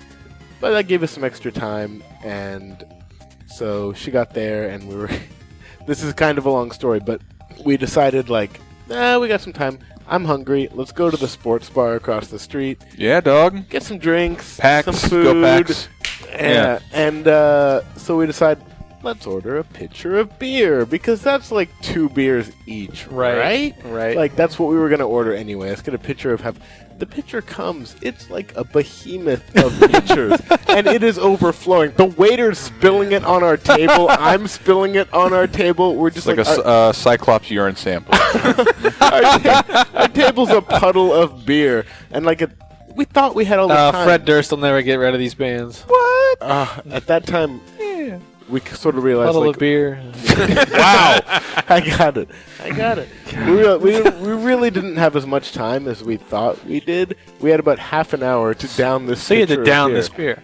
And I mean, those who know us will know that me and my lady friend are pretty capable drinkers. But I'm looking at this pitcher and imagining it in my bladder, like.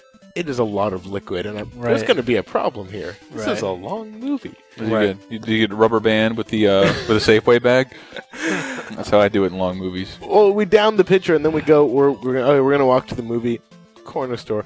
I don't know. I mean, a bottle of Black Label. Might share that during the movie, maybe. And I don't know if you've ever been drinking during a movie. You're sitting down in a dark room, engrossed. You don't really. You don't know how fast you're getting drunk. You don't know what's going on until you get up. Yes. Oh, so 3 hours later. 5 minutes into the movie, we both have to pee, but we're really engrossed. I thought it was a good movie, so we don't move. We're drinking Black Label, and we get up, and The crowd of people leaving. We were like 2 sine waves, like just a path of destruction toward the bathroom through the crowd, just like alternating. From what I heard, they were both swimming, standing up, like as they left the theater. When we all saw the Goonies for Chris's getting touched in the balls story, like I was just drinking by myself, and then I stand up and I'm like, oh fuck, what the fuck? I've overdone this. Who did I see Transformers 2 with? We snuck liquor into the theater, and we opened it up, and it was like opening weekend, and there were all kids and families there. Felt bad, not bad enough to stop our behavior. And we opened it up, and we just started drinking it, and like on my elbow is a dad holding a kid in his lap. And the kid just starts throwing up after a while.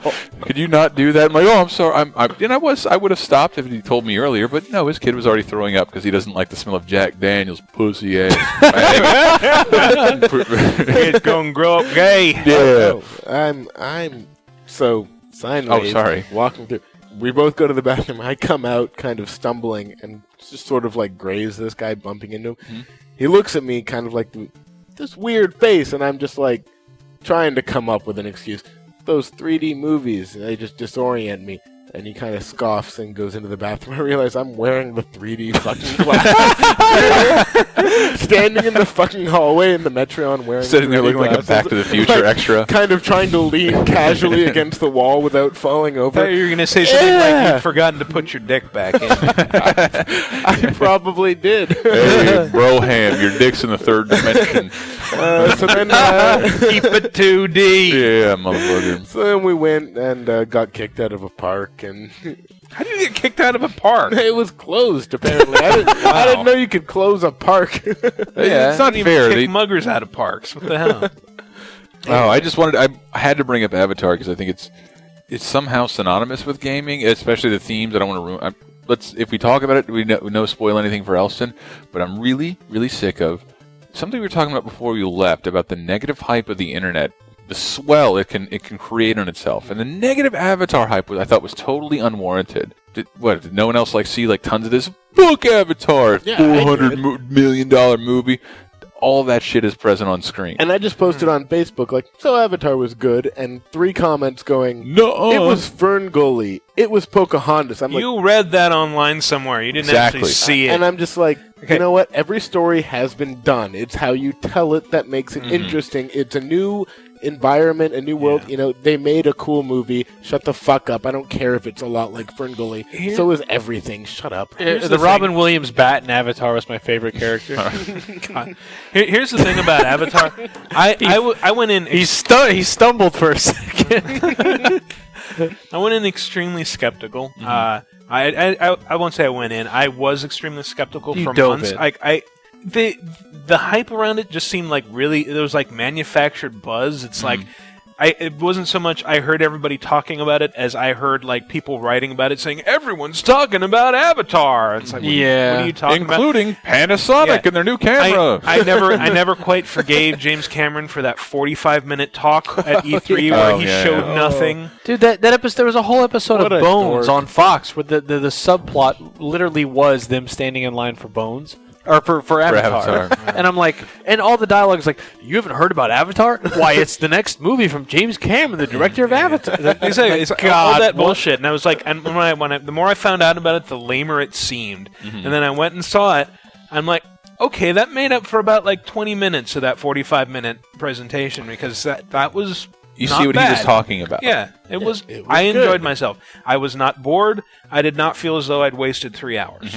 I won't say it was fucking amazing, but it was pretty good. He eliminated it was a good movie. It's all fucking CG, and CG has become so pejorative when talking about movies. Well, slow down there, son. What is pejorative? It has such a negative connotation when talking about, man, it's all just fucking CG. Fucking Gollum CG. We're talking, that's what I love about it, is that to avoid the uncanny valley, to end up in fucking mummy territory, motion capture. Yeah, they have human beings, and that's what he was talking about at E3 was the motion capture technology he was pioneering, and I can only relate that to the Christmas special that I just edited. I didn't even listen to it like I'm listening to us now, and I got home to Florida and I'm editing it. Fuck! I really need to do this over. What Cameron did is basically he could see exactly what he wanted. That's what the motion capture did. He could see it instantly. Like, he could turn off the camera and he can see that performance by that woman. What's her name? Zoe? Oh, God. Zoe something. Saldana. Zoe. That performance was phenomenal. I loved her. He fucks an animal. And nobody in the theater questioned it just because she's such a convincing person. And South Park did a Dances with Smurfs, haha. I hate people who... I love South Park. I just thought we were over repeating it verbatim as our own opinion. And apparently Twitter, Facebook, the internet, GamesRadar forums were not. And South Park said a thing. I didn't understand where the negative stuff came. James Cameron made a bad movie? Ever? No, it was great. And we were talking earlier, like this week, about how CGI is kind of a misnomer, computer-generated graphics. Well, that's not generated. Yeah, we put a coin in the computer, spit out some effects, and we made a movie about it. That's what happened, not a fractal. I think it was just the way the marketing kind of shoved things down our throats. It was very much like, here's your entertainment. You're a nerd. You like this now. Eat it. Fucking eat it. I'm a big fan of the eat the big blue people. I'm a big fan of the first trailer especially, but it was very presumptuous because it showed nothing. Yeah. And especially nothing that I think is special. I've never seen 3D. It sort of presumed that because James Cameron was excited about it, we were also excited about it. Yeah, that's exactly it. This is James Cameron. That's all that matters. What do you want to hear? Dialogue? Fuck you. We gave you the director's name. It's James Cameron. Name a bad movie, James Cameron. Well, fucking Titanic. You really think Titanic is a bad movie? Yeah, it's not cool to like. Titanic's easy to hate on, but it's like... Very few people who've seen it actually think it's a bad movie. It's not a bad movie. Again, it's not an amazing movie, but it's pretty entertaining. I was a 17-year-old male when that movie came out, which is the opposite... Yes. The complete opposite audience. I hated the fact that I liked it. Like, and I saw it and I'm like, motherfucker, that was really good. Yeah. Wow. What's James Cameron's worst movie? True Lies. True Lies. Which is awesome. It's better than anything Rennie Harlan, Michael Bay has ever done. Yeah. And you go see that shit in droves. Don't complain one bit. And I'll just tell you, go watch Terminator 2 again and realize science fiction was kind of perfected in 1991. Still getting it was. Even Jamie Lee Curtis's strip scene was awesome, and she did that when she was 90 years old with an obvious erection. She's 112. Yes. He made me ejaculate my pants for an 80-year-old transvestite. That is not. James Cameron is a genius. He made me laugh at Tom Arnold, which really, if you think of the last joke, that was an escalation. Yes. All right. Yeah. That was entirely an escalation. Avatar, I'm really sick of the like 2 weeks after it's out, people are like, oh, thinking about going to see an Avatar, but I'm really cautious. Shut up! What is wrong with you? Yeah, I changed my mind when I read the reviews. It's like, okay, the reviews are all really good. It says pretty much kind of what I suspected, where it's like, well, the spectacle's really great, but the plot's kind of predictable and the dialogue's not all that. It's like, okay, I can accept that. I will go see that in 3D, sure. So what was I haven't seen it, but I don't care about spoilers all that much, but like, the bit was that Cameron was supposed to be making a comment about people getting absorbed in the technology. Like getting absorbed in MMOs or Twitter or whatever, but then doesn't the guy end up in the end fully diving into it and leads a prosperous life because essentially the comment? So what's the comment? I'm not really sure that was the point because that's not the comment. I hate to bring it back to the South Park. They call it Dances with Smurfs. It's very much like Dances with Wolves. I've heard. As in the guy goes out on assignment, gets to know. They call it the noble savage in narrative terms. Like he gets to know them, and classic trope. Classic trope, the noble savage. He gets to love them, and turns on his Western aggressors. Right. Who are after an element samurai. Called unobtainium. on a planet called Pandora. I get that the names aren't great. Right. But we were talking about fantasy movies. Looking at a list of movies coming out in 2010, and I don't want to be the guy bemoaning like everything's a sequel or a remake or a squeakquel, but. Shut the fuck up. I'm so mad about that movie. Everything, lots of things are a sequel and a remake. And our biggest, most fantastic... I'm a genre fan.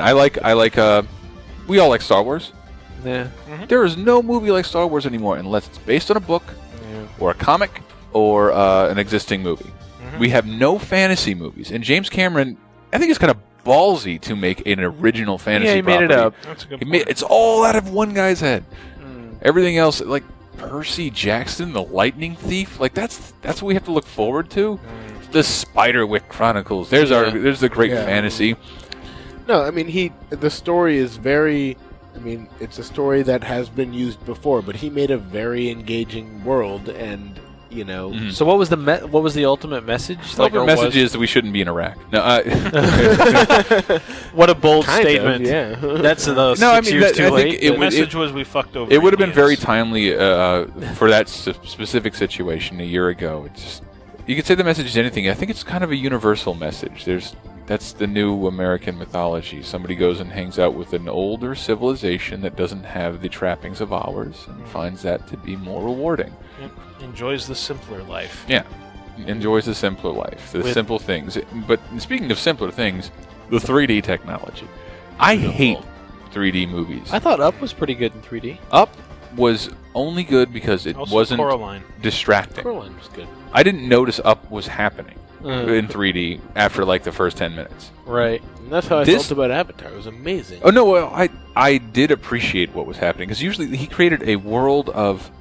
Apparently, the science it's not totally accurate, but it's based in some reality. The guy for the last 10 years has done nothing but documentaries on like alien life on the ocean, so like the 3D, it's just like little. What would you call them? Forest jellyfish that he just created. Those would be in 3D, and the fucking seed things. computer screens. They looked so cool. Phenomenal. They're all holographic. So cool. Looked phenomenal. And there was one scene, I don't want to ruin it for anybody, just one scene in particular. It's just, speaking of which, we're giving away Final Destination in 3D, which if you look in the trailer, there's just a tire flying in the fucking camera. Like, it's all stupid, gimmicky nonsense like that doesn't work. Which we did in the 80s and got over. Which doesn't work out of 3D, whereas Avatar will. Right. It's just, it was actually enhanced by the 3D. And it's what they did and what Hollywood is trying to do is make you go see a movie in the theater. Because I know you have a billion other avenues to go see a movie. And this is the first movie I've ever seen that did that. It moved me so much. I really, really like that. It is a movie that I really want to see while it's still in the theater. You should. I'll go see it with you. I'll go see it with you tomorrow. I don't care. I'd love to go see it again. My friends saw it without me, and like we'll go see it with you again. A slight tangent. It occurred to me, like over the break, that's kind of what arcades used to be. The arcades were like the game equivalent of going to see something while it was in the theater. Kinda, yeah. Yeah. Wow. Yeah. And then like you'd wait for the home version to come out if you wanted to play it more. And it would be a little less yourself. exciting when you got it at home because you're like, it's pretty cool that I'm playing Street Fighter at home, but then you go back to the arcade and play it. It doesn't compare to the man. original experience of not being able to take it with you. Yeah. Right.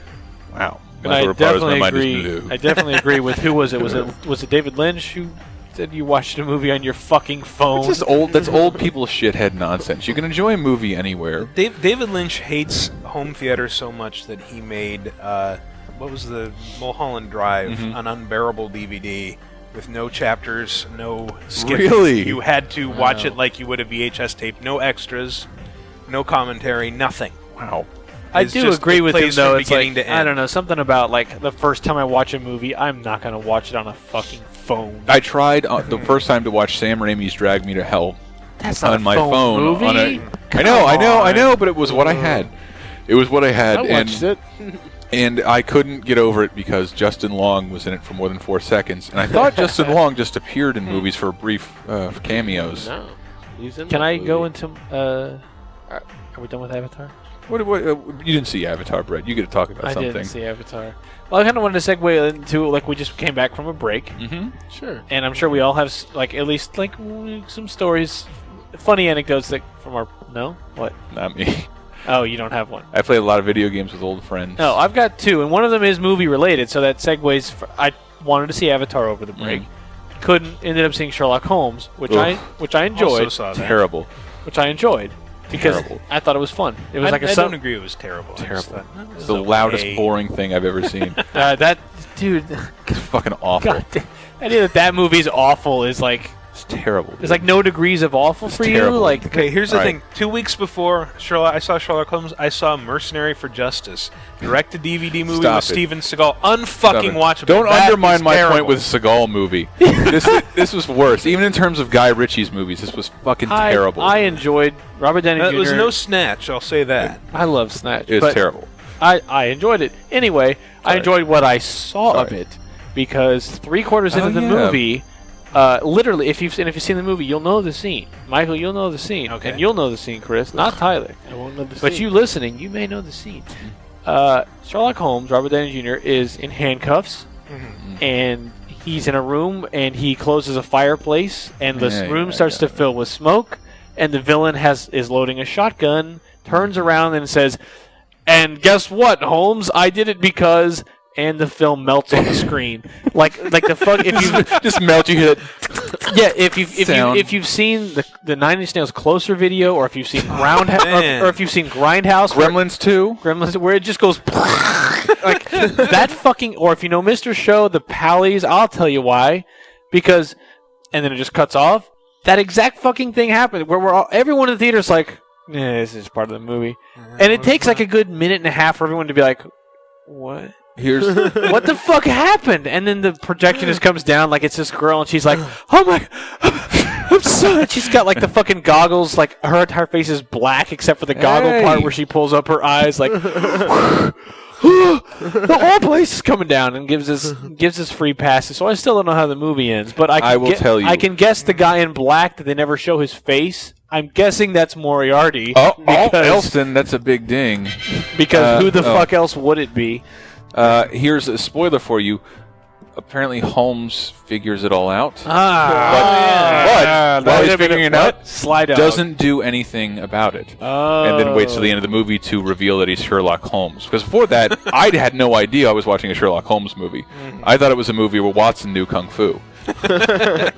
But then the original literature, Dude, I am not a fan of the fucking. I'm not a giant fan of the source material. It has nothing to do with that. It's just fucking stupid. It's a bad buddy movie with the name Sherlock and Watson on it. It's terrible. Isn't the source material? Aren't they just fucking like booze addicted fucking scrappers anyway? No, they're cocaine addicted fucking scrappers. But they're still scrappers. They know how to fight. I don't know. I don't recall any fight in the Sherlock Holmes stories. I thought Sherlock was like a fencer. Sherlock always has struck me as like the kind of person who would have studied the Eastern ways of manly combat. Also, let it be known. But I don't know. He knows all 6 pressure points in a man's asshole. But what about the idea of like of folklore and stories? Totally agree with you. Changing with the time. Bad movie. It's a bad movie through and through. I forgot. Totally agree with you. I totally agree with you that Sherlock Holmes already is that mythology. Right. Sherlock Holmes is not present in the new Sherlock Holmes movie at all. If he would have shown up once, I would have been I'm a biggest Robert Downey Jr. fan. This movie is terrible. This movie is terrible. I disagree. I enjoyed it. Anyway, I would say it's so like bored. a B- C+. Bored. It is mediocre. It is not terrible. It was like a summer movie that was not a pile of shit. Terrible. That's what I thought it was. But I think I'm calling it terrible because I did have some faith in Guy Ritchie, despite. I went in with very low expectations. Yeah, I went in expecting nothing. And Robert Downey Jr. and Jude Law, and it sucks. I thought Robert Downey Jr. could save any movie. There were one of the last couple movies Guy Ritchie did. Why do you still have respect for him? Because I saw. Swept Away. He had respect for that. I saw Revolver that was okay, if not clearly his shot at redemption, but not. It's not a great movie, but it seems that he can restrain himself long enough to not twirl a camera around. And then it's over for me. No, I heard Rock and Roll was pretty good. I don't know. I haven't seen it yet. Fine. But I will say that bit with the fucking circus in the middle of nowhere, where he's just like, they show him chasing this woman down, and then he's telling Watson about it, and like suddenly it's like 2 minutes longer, and there's suddenly a fucking circus in between him and her, like a literal circus in the middle of the street, and he just like barges through and nobody pays any attention to him. I remember that. It's so dumb. Like what where the fuck did that come from? Why was it there? Avoid both of these movies and see Princess and the Frog. It's like the guy in the spangly vest and roller skates in Superman 2. It's like, why is he in Times Square getting comically blown around by the villains? As everybody else is dying and the world is ending. Whoa!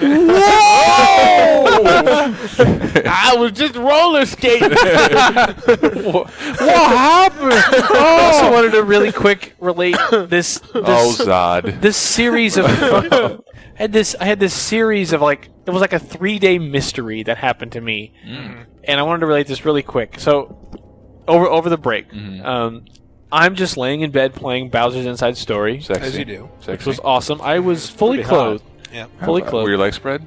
A little. Not enough for any access. So you were in your bed playing Bowser's Inside Story with your legs behind your head. With my legs behind my head. Somehow blowing yourself while playing Bowser's Inside Story. I want to start all over. Story over. The DS No, you really don't, because we'll just come up with something and else. that's the story. The What a DS strange wrist coincidence. the DS wrist strap was double knotted around your erection. I had the stylus in my butt. He was pulling off of dogs in the bathtub, but he did hands free. I was I don't even know what that is. I was picto chatting with my balls. Your balls had a separate DS. No, I was talking to them. Insane. I brought 2 technology, right? Anyway, so I'm playing Bowser's Inside Story. My mom walks in, sees all of that happening.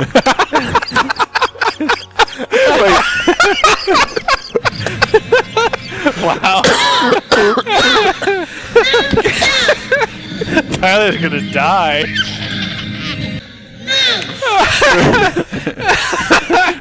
Okay. Holy fuck. Okay. Wow, really? We ruined your story. No one say anything. I'm in a library. Go. You're in a library.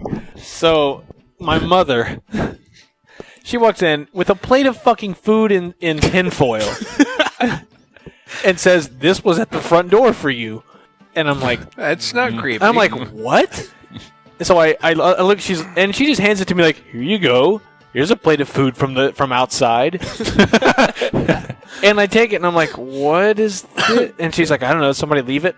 I don't know. It was the food man. He replaced the milkman. And I open it up and inside it's a salad and turkey and corn and green beans. It's clearly leftover Christmas dinner wrapped in tinfoil. And I'm like, what the fuck is this? And I find it, and she's like, "Oh, this note was attached to it." And I pick up the note. I can read, "Die. Merry Christmas, Brett."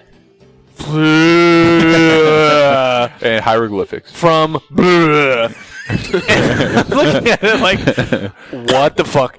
Like, and I read this note for minutes, just like literal minutes. Like, think how long 60 seconds actually is, and then just minutes of looking at this note. Like, I can't make out what any of this shit is.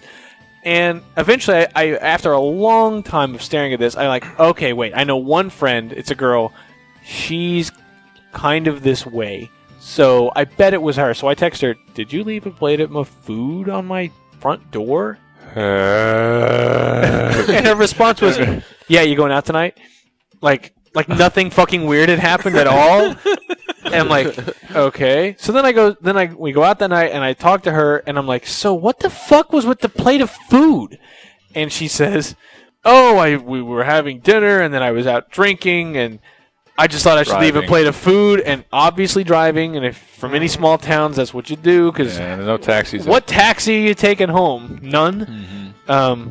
And so apparently she sat in my driveway at 1 a.m. the night before for however long, and no one, my parents didn't hear it, I didn't hear her in the driveway, and she was just in the driveway, and she's like, "I started to write the note on a cork, and it said, 'Merry Christmas, Brett,' and then I got done writing that." A cork? What was she writing with? With a pen. With a pen. And she wrote, "Merry Christmas, Brett," on a cork, but then she said when she was done writing that, she got confused and thought it was a note that I left her. "Merry Christmas from Brett." Yeah, just that simple. simple. Like I left her a cork in her car that said, "Merry Christmas, Brett." And now she's like, "Oh God, what? How did I get here?" And then proceeds to write it on a receipt, which on the back of the receipt it's a Goodwill receipt from Savannah, Georgia, which is 500 miles from where we live. What the fuck? Like for sarsaparilla? It's just like clothes. And by sarsaparilla at Goodwill. Use sarsaparilla. I bought a dog bowl of water.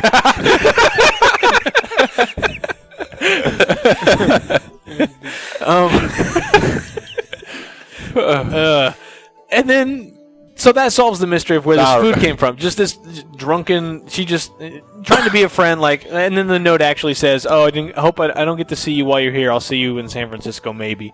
Okay. And then 2 days later, I mentioned, like, I mentioned to my mom, "Oh, hey, I found out who sent this note. It was this girl, whatever." And she's like, "Oh, wow, yeah, the best part was it was actually stabbed into the food with a beer bottle cap." Like, and that's how she fastened it to the fucking food, was a beer bottle cap. Just kind of some junky MacGyver. We have to find her, let me breed with her, and then film a reality show with the result. Oh God, it would be. I was drunk and I thought, oh, Brett doesn't have any food. That like what? Oh, Brett can't go hungry on Christmas. Oh on the sweet side, that is so fucking like. Lovably Deadwood. psychotic. No, just like, oh, he just moved in next door, just finished the roof on his house. Let's go bring him No, like she's a great. I've literally known this girl since kindergarten, so she's super. That sounds really hot. Super cool and nice, and it was a perfectly friendly gesture. It was just a mystery for like 48 hours of who the fuck leaves food on a doorstep in like 30-degree weather. Only to relate. I want to move into the third segment, and only to relate one relating when I was back home. Mm-hmm. Anecdote: I ate a lot of meat and sharted. And if you were if you were paying attention to my Twitter, I lost about 30 followers for twittering a picture of my shardy pants. I didn't see this picture. Oh my God! I was playing Jeopardy with my parents. I'm like, paramecium. and I was just trying to sit there, and it was trickling down my leg. Oh. I had Whataburger. Hey, listeners, you familiar with Whataburger? You know what I'm talking about. I know what you're talking about. The weird buildings.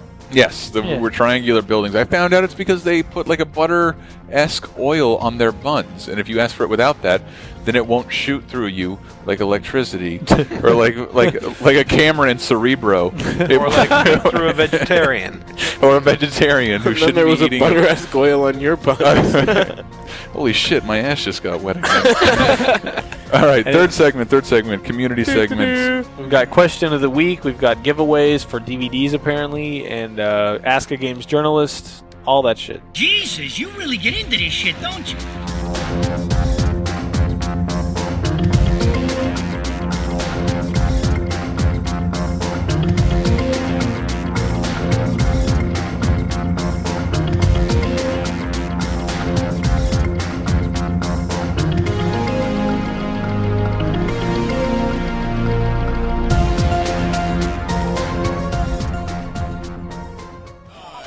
Hey, what's up? It's Tony Hawk. You were listening to TalkRadar at GamesRadar.com.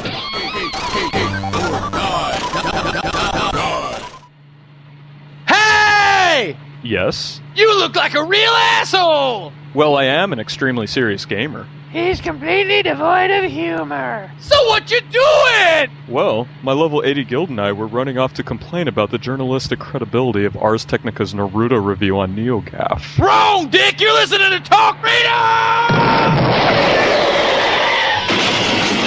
Oh, I'm sorry! You thought you were funny?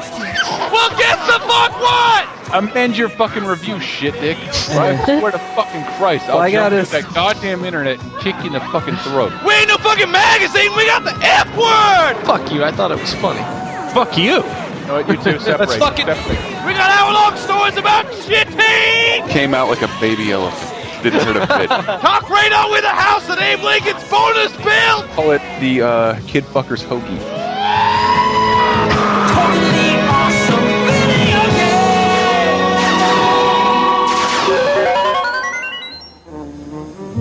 Style, sophistication, the ability to launch napalm into oncoming traffic. If these are the things you look for in an automobile, it's time you test drive Twisted Metal 2. Fully automated weaponry, 2 rocket launchers, and the new APS flamethrowing system. All standard. Drive the 1997 Twisted Metal 2 on PlayStation from Sony. And let style be your weapon. I'd buy that for $1. Hey, does anybody want to listen to the rest of this motherfucking podcast? Yeah!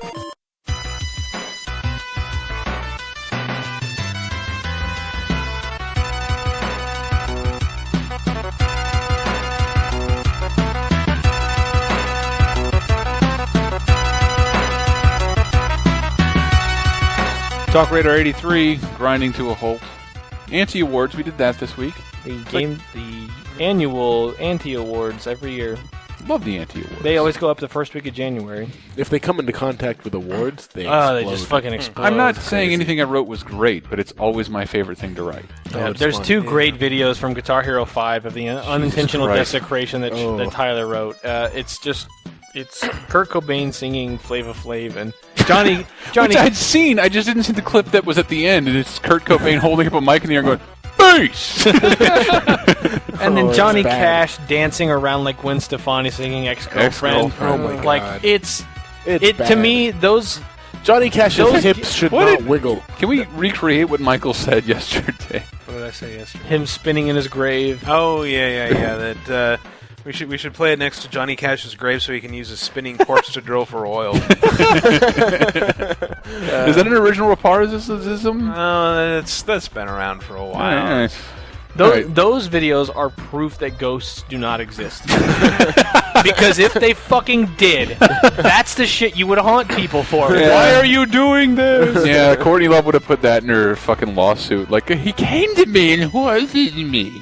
Yeah, like right there, I know ghosts are not real. Because if Johnny Cash could come back from the dead and fucking eat the brains of whoever let that happen. And we should say, like, we made it a point to capture that on video because it was on YouTube, and Activision has made it a point to remove specifically that stuff, not necessarily gameplay video that anybody puts up. Right. Only the stuff that is embarrassing and lawsuit worthy. Oh God! But haven't taken that out of the game. Yep. At all. No. Wow. But yeah, check out the Anti Awards. They're on the games radar right now. Anti Awards 2009. God, we have Johnny Cash singing Ex-Girlfriend.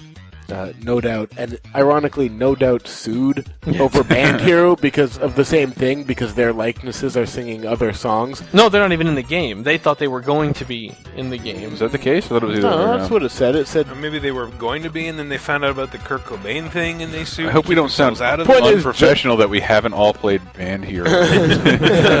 Point is, Johnny Cash's estate. Yeah, he can sing. He can do a little Gwen Stefani. And he's like rubbing his hips and gyrating around. It's so stupid. God. Even to like put a man in a sensual girl dance in the first place in a mainstream game is dumb. Silly enough, and then it's like it's a dead man. And all you had to do is create that haircut. Yeah.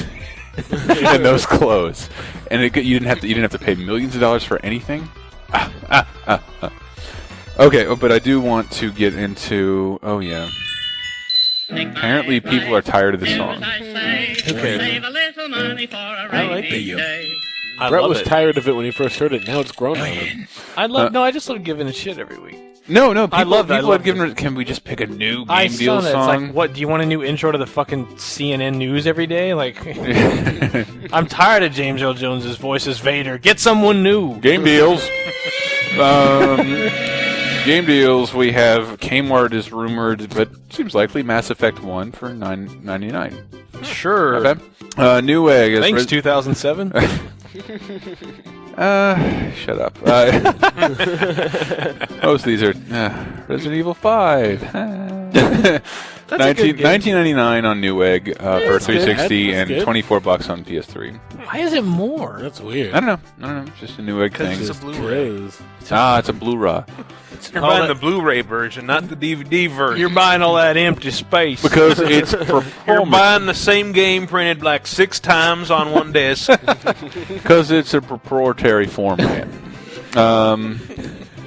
It's a Pennsylvania format. This is weird, and I hate it when... It's a proletariat. I almost hate it, but it's so easy to get stuff now. Free EA DLC with any Dr. Pepper. What? With any Dr. Pepper. I bought a Dr. Pepper on Sunday. I bought one for lunch. Did you? Yeah. I am Dr. Pepper. Oh, Mr. Pepper? Oh, my God. That must mean you get all the DLC. I get all the DLC.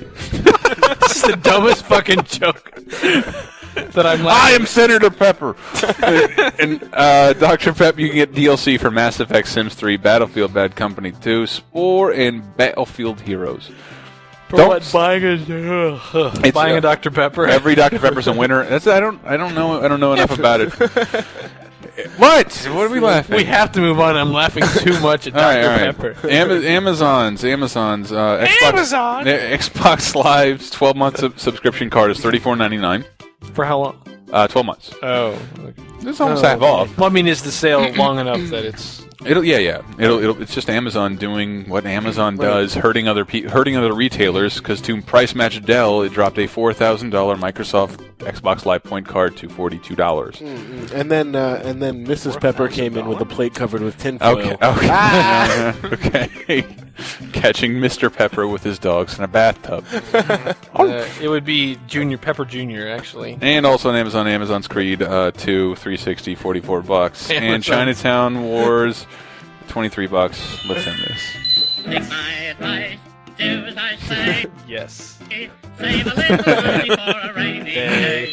Fine, if you guys hate it in the forums, remix it.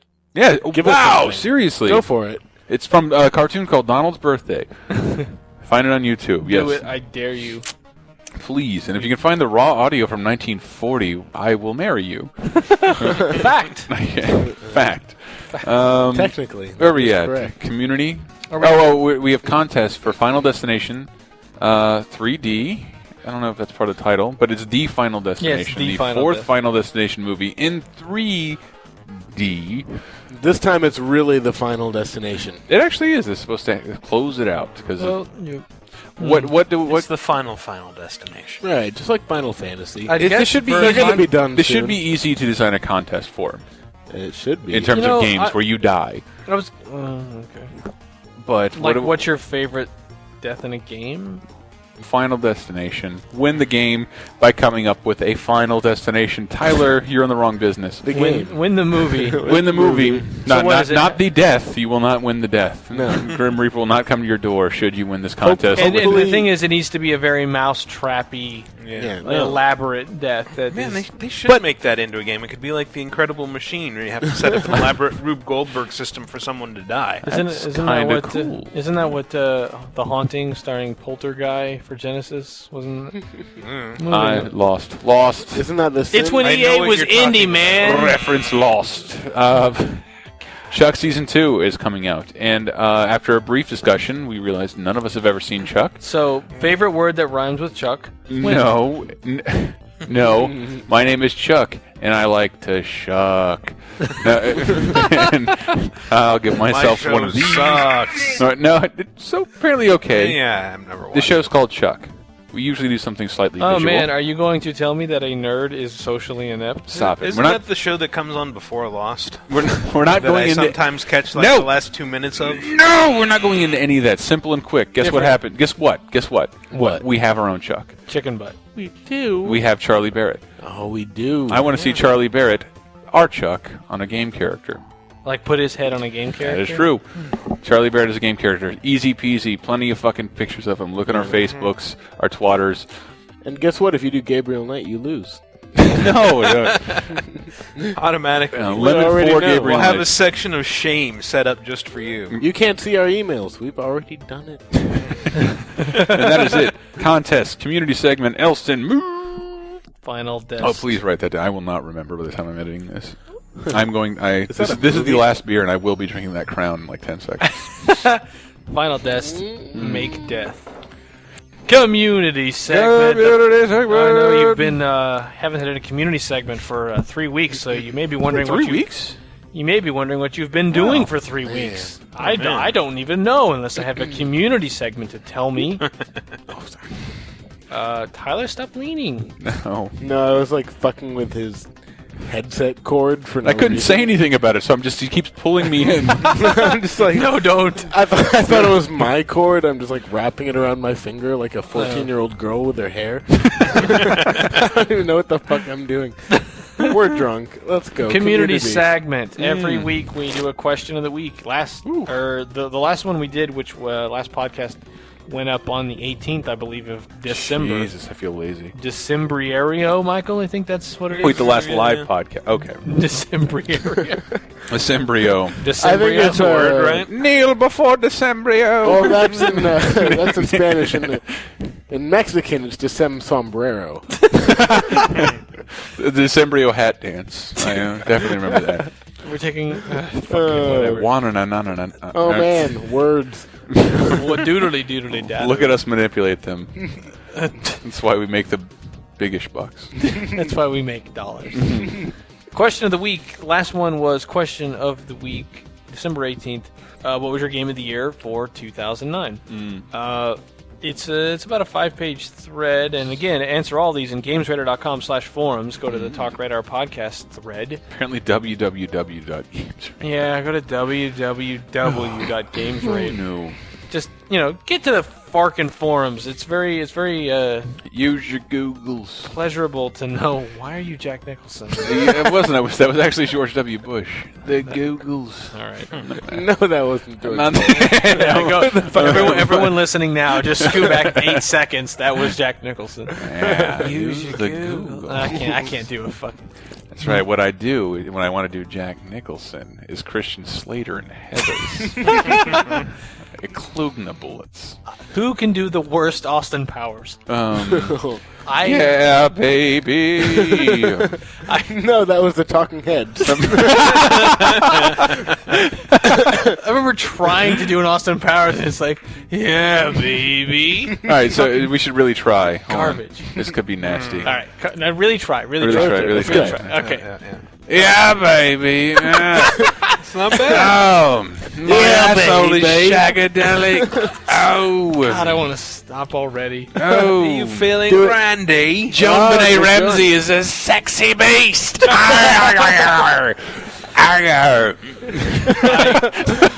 my movies are about fart jokes. Yeah. Yeah, baby. Yeah.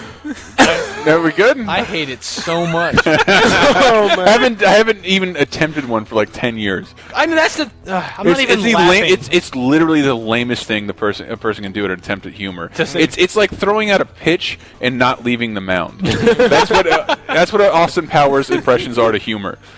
That's why David Brent does them in The Office. Yes, exactly. Exactly. Yeah. All right. Question of the week was, what is your game of... See how easily you can drop that... Oh, Dr. Lorne Michaels. A million jokes. $100. 100 million people unsubscribe to the podcast. Moving on. If we had enough listeners to have 100 million unsubscribe, we're in the negative. No, they will resubscribe just to unsubscribe. Yes, again. we have people. Yes. We have people making podcasts to not listen to ours. That's how negative it would go. Question of the week. GameTwitter.com/forums. Make it happen so you can be read on the podcast, and so we just know what our people like to do, man. Yeah, I'm thinking of resurrecting Dreams in iTunes segments, just in spite of everything, because they were very popular. Yeah, pour you some of that whiskey. Yeah, I had a weird dream, but I won't talk about it now. We got to move on. I might read a dream segment. Keep going. All right, question of the week. Most people, 2009, most games of the year were predictable. It was Batman, which we gave Game of the Year. Batman, Uncharted 2, Assassin's Creed 2, Borderlands, Modern Warfare 2, all of those games, which Borderlands is the odd one out there. But a lot of people in this thread mentioned these same games. Mm-hmm. So I wrote down what I believe is everyone else who said a different game. Mm-hmm. I may have missed one or two, but this is kind of the... and I like doing this just because you get a different sense of what everyone else thought was important. Yeah. And that's interesting. Something 42, Shadow Complex. I thought that was very good. But I would. Shadow Complex is great. Yeah. Twishart, Phazone 117, Zaffers, Levy, Nathan Explosion, Big Boss, Hey exclamation point, all said Street Fighter 4. Which we got to play sometime because Jesus Christ, that's enough people to make a little a real tournament, unlike Tyler's 2-person tournament. See how Twishart likes his Bayonetta. That was a callback.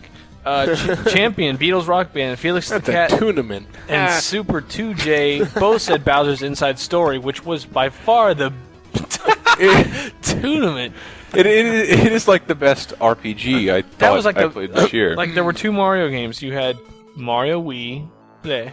Yeah, Bowser's Inside Story. It's way better. Truly inventive and funny game. Johnny Maverick Trine, which is getting like no recognition. Yeah, I bought it for $5 on Steam. And somehow he's banned from the forums. I don't know what happened. Jesus. Everybody's getting banned. I'll unban We're about to do worry. a giant unbanning. Should we disagree with something? I pretty much just do whatever I want. Fucking delete the forums completely. No, I'm just going to start modding people. Let back in that fucker who posted all the gore pics. Yeah. Yeah. Zero Chantista. We know who that is. Who? She has strange taste and is letting it known in that Nights in the Nightmare and Half Minute Hero are her two picks. Which is... I really love the idea of Nights in the Nightmare. Go look it up. Those just sound like words to me. Those games. Yeah. Jiminy Nickett was Punch-Out. Xanthox, Token Girl STFU, and Shiska said Dragon Age. Prahanormal said, reckless disregard for gravity. Damn it, I hope you were going to say real monsters. Tater Boob, Prototype. Foxy Tater Boob? Tater Boob, Prototype. You got Tyler. You crawled up right into his funny bone, tickled it. Foxy Explosion, Fire Emblem Shadow Dragon, Divine Joe Empire Total War, SSJ4 Raditz, Ratchet and Clank Kraken Time. Anybody play that? Kraken Time? Yeah, didn't we give it an award? Pretty awesome.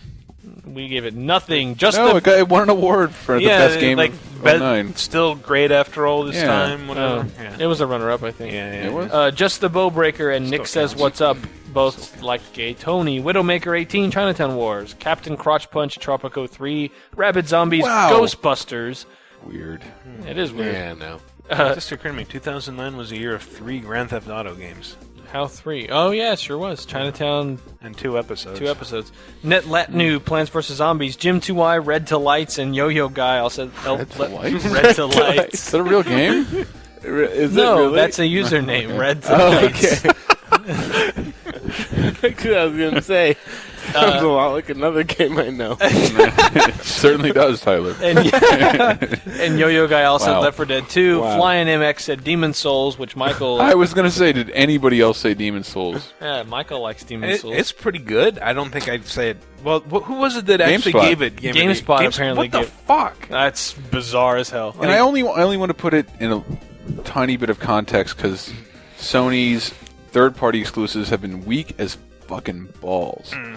And I do think as There editorial... haven't been many of them. There haven't been Except many on of them. And PSN. as editorial people, we tend to give them more attention they deserve, even when they don't. Maybe in the case of Demon Souls. Demon Souls is really good. I will say No. that it is pretty fantastic by JRPG standards. It is really a lavish production.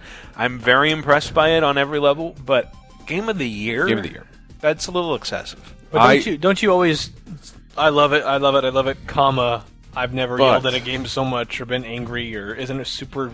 Actually, no, because once I figured out that, I can't just go everywhere in level 1, then it's like, okay, I'm not so frustrated with this anymore because I can actually stay alive for a while and the game doesn't continually pound me down. That may change once I get further into it.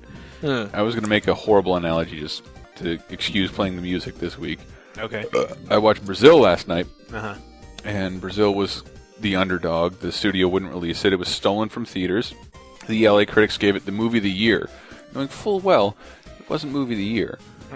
But they were trying to stimulate something else. Right. And stop something else. And that's what I feel awarding Demon Souls Game of the Year is. To revitalize Sony PlayStation. Maybe they're just trying to reward that particular game for being That's what something I'm talking interesting about. and different. Oh, I think Brazil was done. That was done an effort to do that as well, but not because it was the best. And the other thing is, it's like I don't really buy into that whole idea of games journalists playing console politics. That's kind of silly. In this case, I can't imagine why you'd choose Demon Souls as your game. Again, because you want to reward the game itself. Much like we gave Batman Game of the Year, even though it technically got a lower score than Uncharted 2 and Modern Warfare, we picked Batman. I call off the coup on GameSpot. Good point.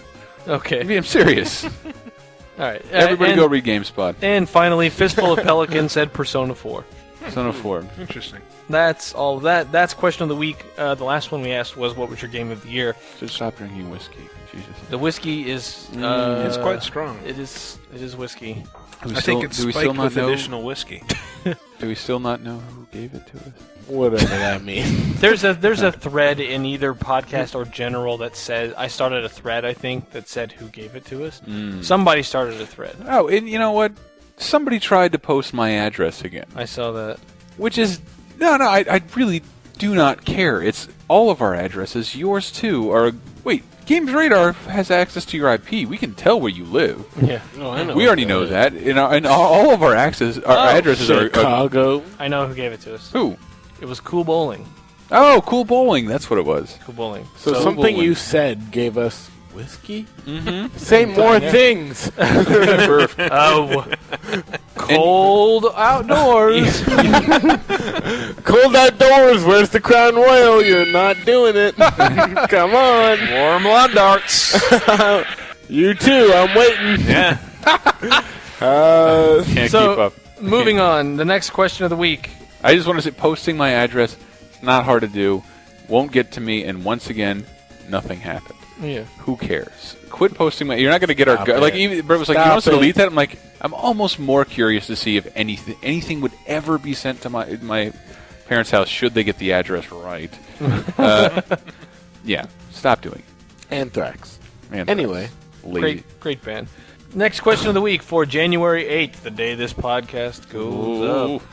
Today of tomorrow. Right today, because I saw Avatar on Thursday, not Tuesday. Yeah, he was telling his Avatar story. That happened yesterday, less than 24 hours ago. Why do you think my eyelids are halfway down? Dude, I didn't go to bed till 2:30. Carolyn went to bed at 5. Oh, man. 7:30 for me. I texted you in the morning to say, I saw I'm that. late. I blame Avatar. I saw that. And I was very late. No, I wasn't. I was here on time. Because you were smoking the dope. I told you not to do that. Absolutely was. I not. never smoked the dope. I flew back in from on New Year's Eve. Like, I got off the plane, dropped my shit off, walked downstairs, and went to a party at Tyler Nagata's house where you guys were at. And then somebody made me smoke pot, and I didn't realize how high I was, and I was saying goodbye. And I'm like, goodbye, Matt, Andrea. And you're like, oh, yeah. Those are names. I'm like, why did I do that? And I get all paranoid, and I went upstairs and, like, cowered in my bed. And just lied there. No, but the funny thing was that after that happened, I was like, was I too rude to him? No, I was so fucking high, I couldn't understand. I couldn't think of anything to say. Off of, like, one hit, because I have no tolerance. I fucking hate pot. Because you were like, bye, Matt and Andrea. I couldn't say anything, because all I know how to do is make fun, try and be funny, and, like, I didn't know what to do, so just their names. Stupid marijuana. Question of the week that didn't actually happen. Yeah, no. None of that happened. Don't smoke the dope. Don't do those things, and that didn't Oh, happen. yeah, don't do what I did. Let me be a lesson to you. Yes. It's not funny, Michael. Yes, it's not Stop funny, it. Michael. Oh. Let He me be called a lesson Brett to you. Andrea. That's weird. If you do what I did, then people like you will grow up listening to me. Or you. Wait, what? Who are you? Drinky, who are you? But do drink, apparently. Who am I? Jackie Chan film. Give it a watch. That's a movie. Well, Jackie Chan's Who Am I? Yeah. He slides down the building. You're Jackie Chan. Who do you think you are? Jesus. Best part of that movie, he's on top of a building. Who am I? Holy shit, you're on fire tonight. I love Jackie Chan. Who Am I? That movie's terrible. I printed out the cover of that movie and put it in our bathroom at work. That movie premiered Sunday night on HBO. That's how good it was. Because somebody in the urinal pit posted a picture of somebody and just wrote "Who am I?" on the fucking piece of paper. So I printed out the cover of the movie. It's Racky Rand. Bong. Oh man, who is he? I don't even know. Why did you get rid of the gong? Because give me a sound effect, Chris. This has been so light on sound effects. I just second row. I've been second row. Fifth from the left. I That is didn't a like sound that effect. one. Third row, second from the left. Second. That's the one I wanted. So, All right. Question of the week. King's Bishop to A4. Excuse me. Say hello to Ambassador Blanca. It's sad that it's just too bad that we know all the sound effects from the first second, the first millisecond of audio. He knew sound effect. Oh, Remember we were talking about X-Wing. Forgot to play this. Do a barrel roll. Vader. Damn it. a barrel roll is what you should do. I have you now. Question of the week. Yeah. Question of the week for January 8th. Obvious one. We're starting a new year. What is your most anticipated game of 2010? What are you looking forward to that we know is coming? E3 will obviously... Oh. The fall 2010 session is already kind of falling into place. Sadly, we know it's Halo Reach. If it doesn't sound too strange, and I do want people to use all of 2000. I do want to use all of 2010. Halo Princess Peach. Yeah. But mine are oddly enough Final Fantasy 13 and Splinter Cell Conviction, which should be totally against 2 AM and what I like. Yeah, Conviction. What we saw at E3 was really cool. Yeah, Conviction looks really great, and I haven't played I really love Final Fantasy 10 like a lot, yeah. and 13 looked well, obviously is the closest thing to that. Yeah. If Past Presidents is any clue, I will probably buy Final Fantasy 13, play at least to the first save point, and never touch it again. That's why I said it so reluctantly, because I didn't have this job where I'd have to come in and play some other bad game. 13. Yeah, 10 I played through and put like 60 hours in, and then 12 I played 4 hours of, and because I was working here. Yeah. So who knows what I'll do with 13. I want to love it. I'm ready to really. I'll wait until they put it on DS. I mean, I hope it the shit out of me, and I really love it. Cut. Yeah. Anyway. Yeah, we got to keep the R's to 1. But you've already had 3. Yeah. Have fun. Slow down. 3. Slow down on the pitch. You are an R machine. An R type. The third lightning. Even better, super R type. Super. Just in the context of what we were talking about, just the super version of that. Super R ape.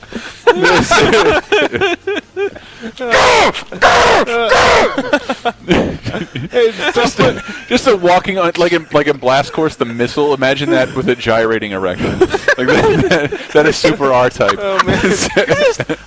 What a fucking mascot! That's the R ape.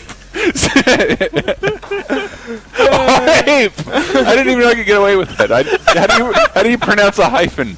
R-stroke ape. What does it look like? It's just picture like a purple ape. He's an R-ape. R-ape. Oh man, the raping. Anyway. All right. That's the worst mascot idea since the Games Radar R-ape.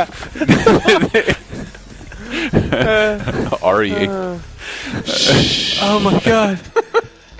Everything hurts. No, quiet. Quiet. A lullaby for you. Clean cut. Let me see if I'm not going to take my microphone off, but I want to see if I can get as close to my fart as possible. This is getting ridiculous. Are we recording a podcast? No! I got to get close to the asshole portion. Come on. I need to take a picture of this. I'm holding a bottle of Crown Royal. I need to operate a camera right now. This is why you don't buy the TalkRadar Crew Crown Royal for Christmas. We blame Cool Bowling for this. Cool Bowling? And then retroactively myself for saying it. Cool Bowling, you had a direct effect on the quality of the podcast. Good for you. Wait, I can't take I just took a picture. Do it again. Good for you / shame on you.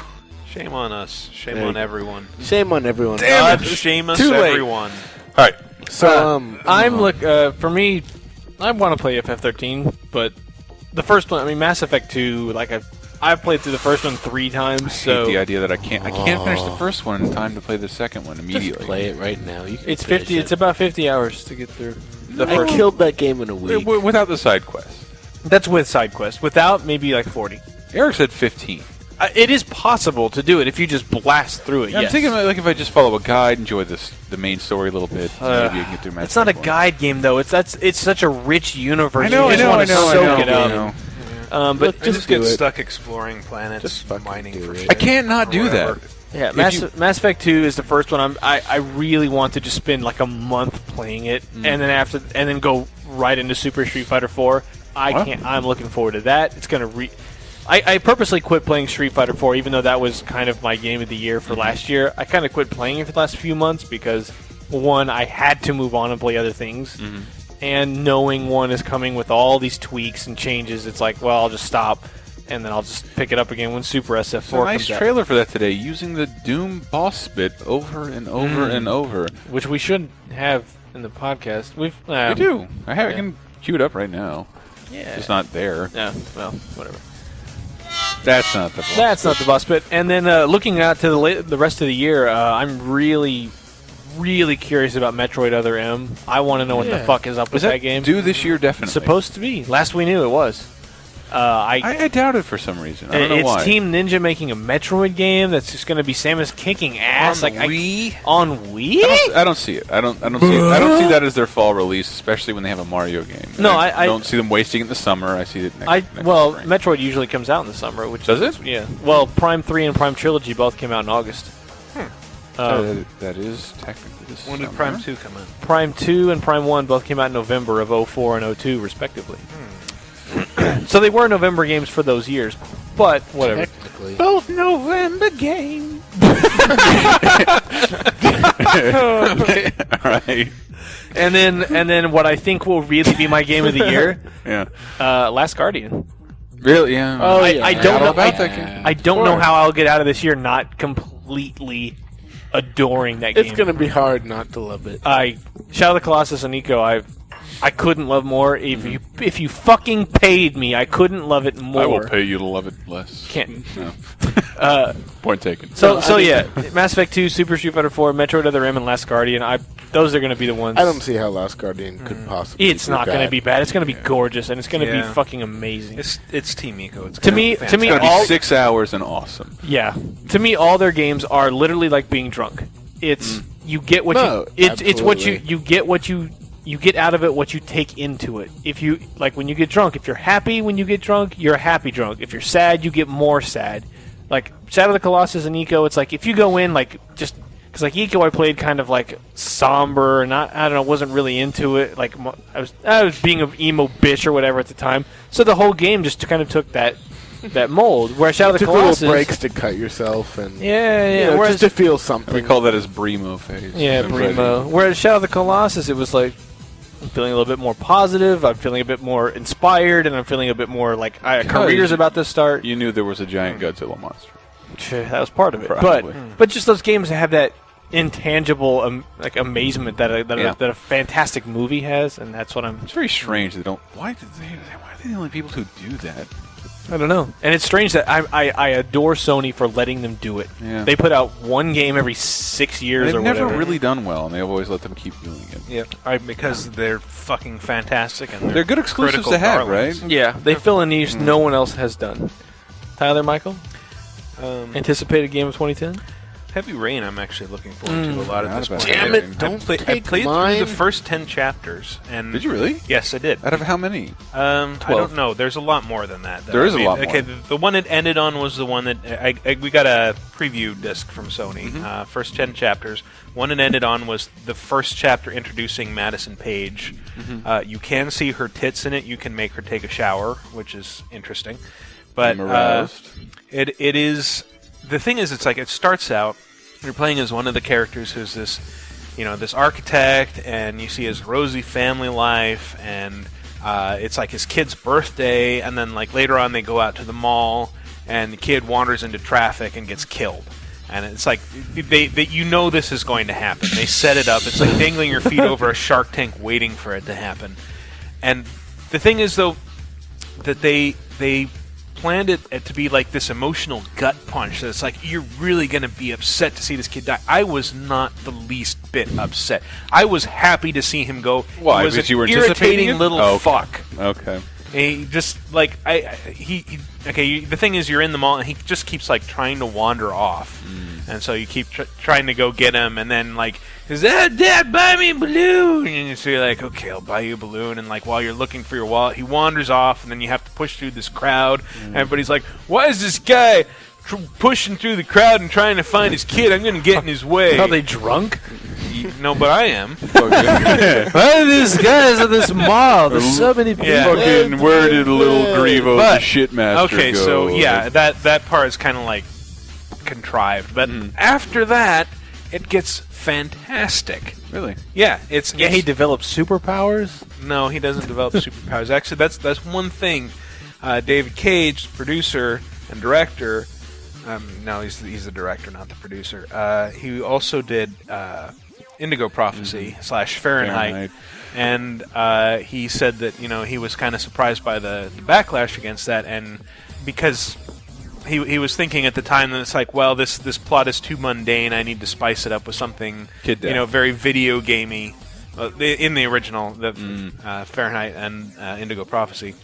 I'm just making the point that he said that this one's going to be very rooted in reality the whole time. It's not going to be any idiotic superpowers or anything like that. But it just develops into this really kind of tense little drama, and you're investigating this child murderer, and it's the best kind of murderer. Yes.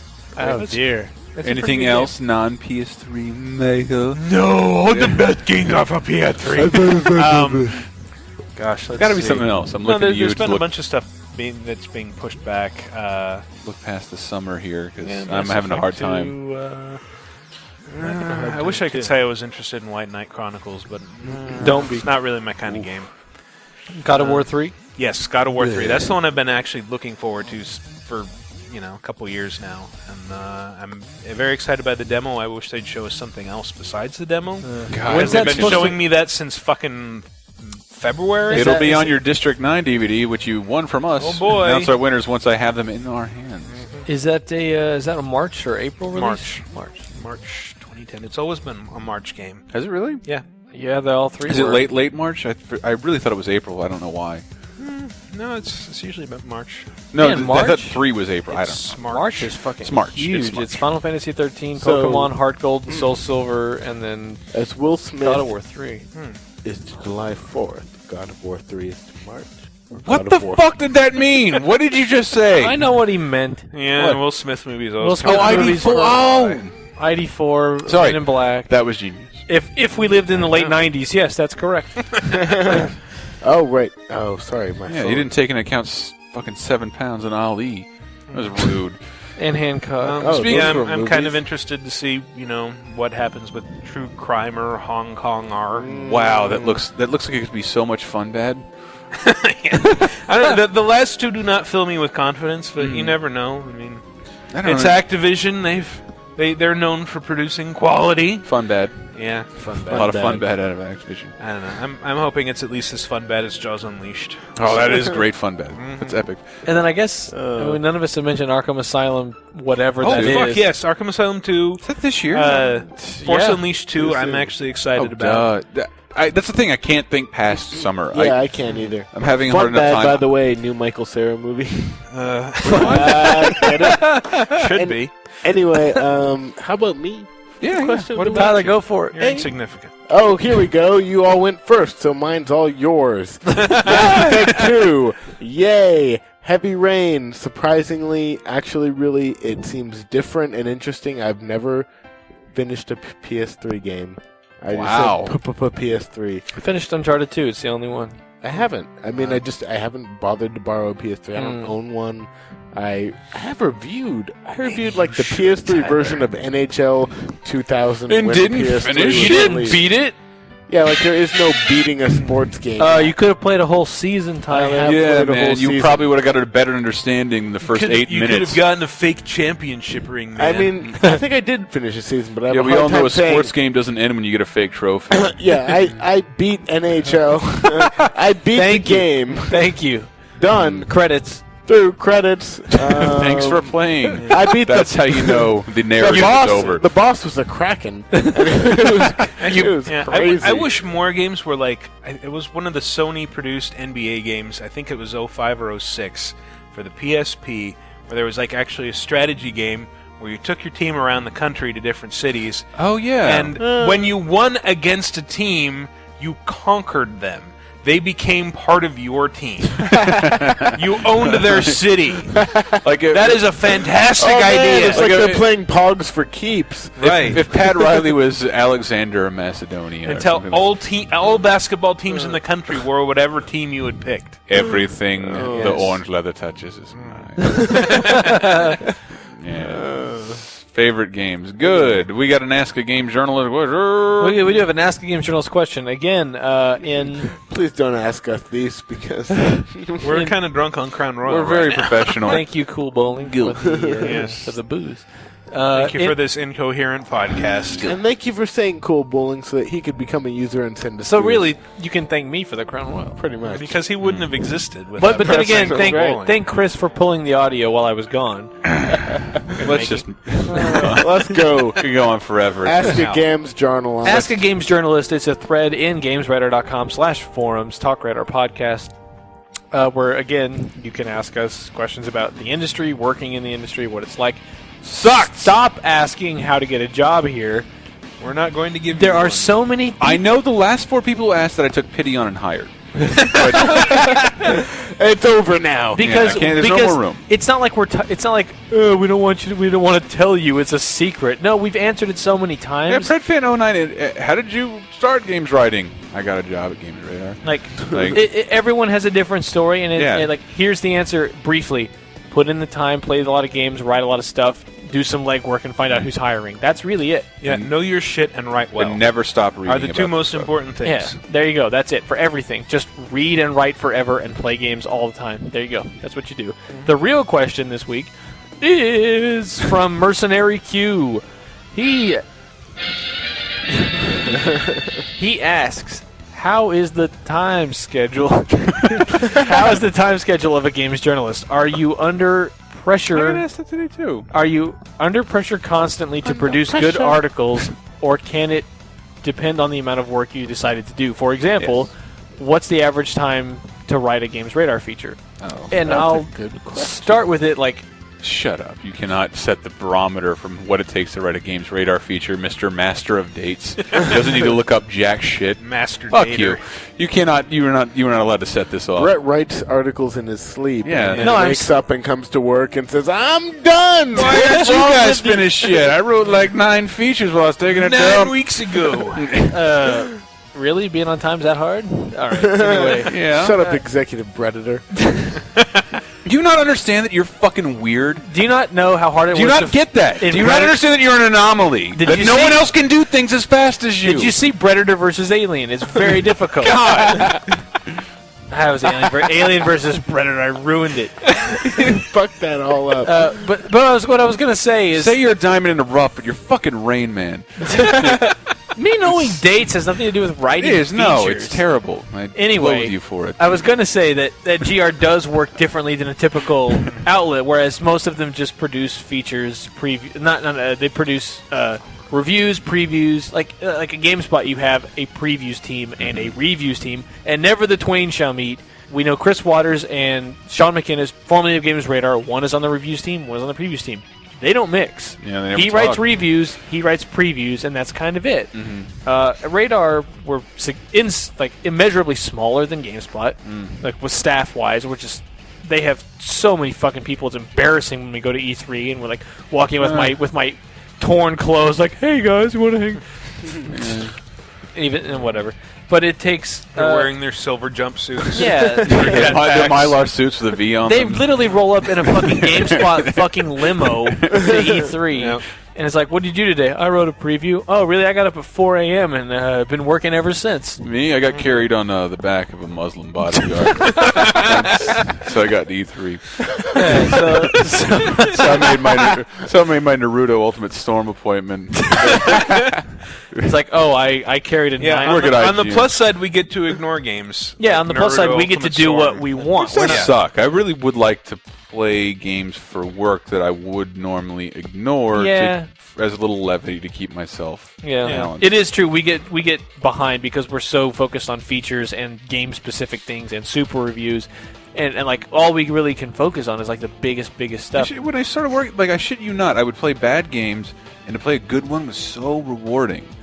It was even better than like not working in the industry, like having to play all this bad shit and knowing when something is good. Now all I play 1, triple, and double A stuff, and I hate it when a single A thing won't move me anymore. Me. But in general, like Radar, like because we write features are what we do every day. It's like generally a person gets 4 days to do a feature, and then it's immediately move on to the next feature. And we play most of our games at home. We don't play hardly any games at work. Like that's why you'll see suddenly a top 7. Except for Michael. Like Michael is the most committed to capturing screens for his feature. When I have a lot of lead time, then I will tend to do a lot more research or do a lot more kind of legwork, like capturing screens. Saying that it's admirable. I hate doing it. I remember screens are so I came in on Saturday over the fucking Christmas break to get those Panzer Dragoon screens. That actually worried me. It's like, what the fuck is he doing on Office on Saturdays, making the rest of us look bad? Because I can't show up and say I didn't have enough time to do this. I was on vacation. When it's like, well, Brett came in on Saturday. Where were you? Well, Carolyn had shit to do, and I had shit to do. So it's like, rather than us fucking do it at home and meander around it for 5 hours, let's just go into work and do it where we know we'll just get it done in like 3. So we just next time call me. I'll ride in the trunk and get my get my upcoming guide finished. Yeah, but I mean that's the thing is it works different. Super reviews we treat like features, so you have 3 or 4 days to produce the thing. But I mean, you do need to play the game, so a super review can maybe be a week-long thing. You'll have say 3 or 4 days. It seems like everybody gets more than that. Yeah. Super review you get more like a week to do because you got to play through the game, beat it, and then. Unlike everyone else, and just write the graphics are very good, and the story moves along well. Multiplayer works like the press release told it the would. easy crutch of compartmentalizing our reviews into graphics, sound. Yeah. Whereas a super review is meant to read like Fun a feature. factor. We pull all these custom screens and take videos and make all these jokes. I don't know. I really love that Brett thinks we get 3 days to do features because I'll take 2 weeks and fucking. Well, here's the thing. I'll call 2 weeks 3 days. Sure. I will sometimes be given 2 weeks and then end up taking 3 days, just like at the end of those 2 weeks. We have to move on. It rarely takes me more than an evening to write it. That's not true. Well, I'm just saying. Yeah, whatever. No, Brett's got it right.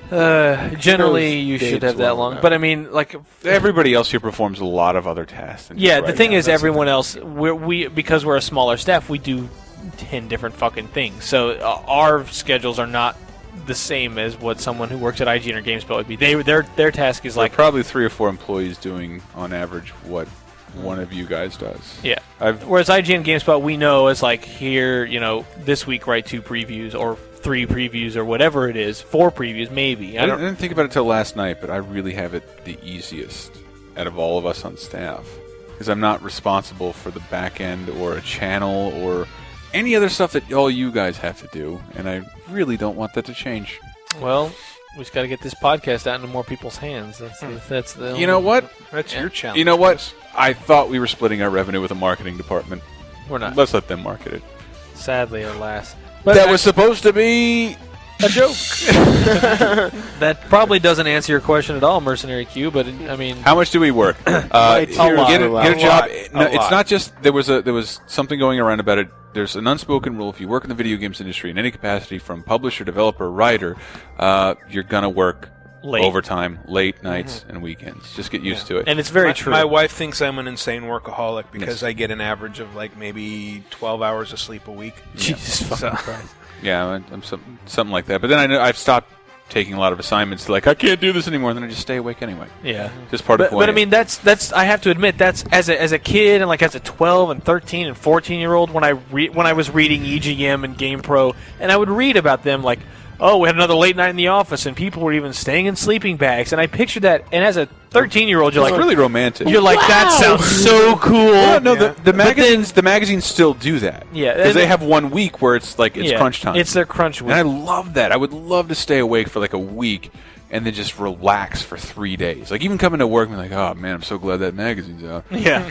Whereas the internet never fucking stops. Yeah, so we never get stops. We never get that like every week is crunch week for every us. fucking day. Every day at 2 o'clock is crunch week. And every now and then we'll try to have a quote unquote game we day. Try to have a game where we're day. just kind of like, let's all play games one day. Like 4 o'clock comes try around, we're like, all right, I guess we can play a game. It's or a two. disaster every time. Yeah, we time. try to do that once a month. It never works. It's become we're always quad too annually. busy. Yeah. And by that I mean once every 4 years, like the president. Yeah, next time we elect the president, we will have a game day. I promise. We'll have a game day, and it'll still be Halo 3. That's gonna be so pirate ships. Pirate ships. But it is beautiful. But it is true. Like all the romanticized images of like playing games or working late in an office full of people who like games. Like that is what happens. But it's not necessarily a burden for me to stay here. No, it's not a burden Like at all. I really missed it a lot being back in fucking Florida. Man, did you guys hear about the melee weapons Left 4 Dead 2? Left 4 what?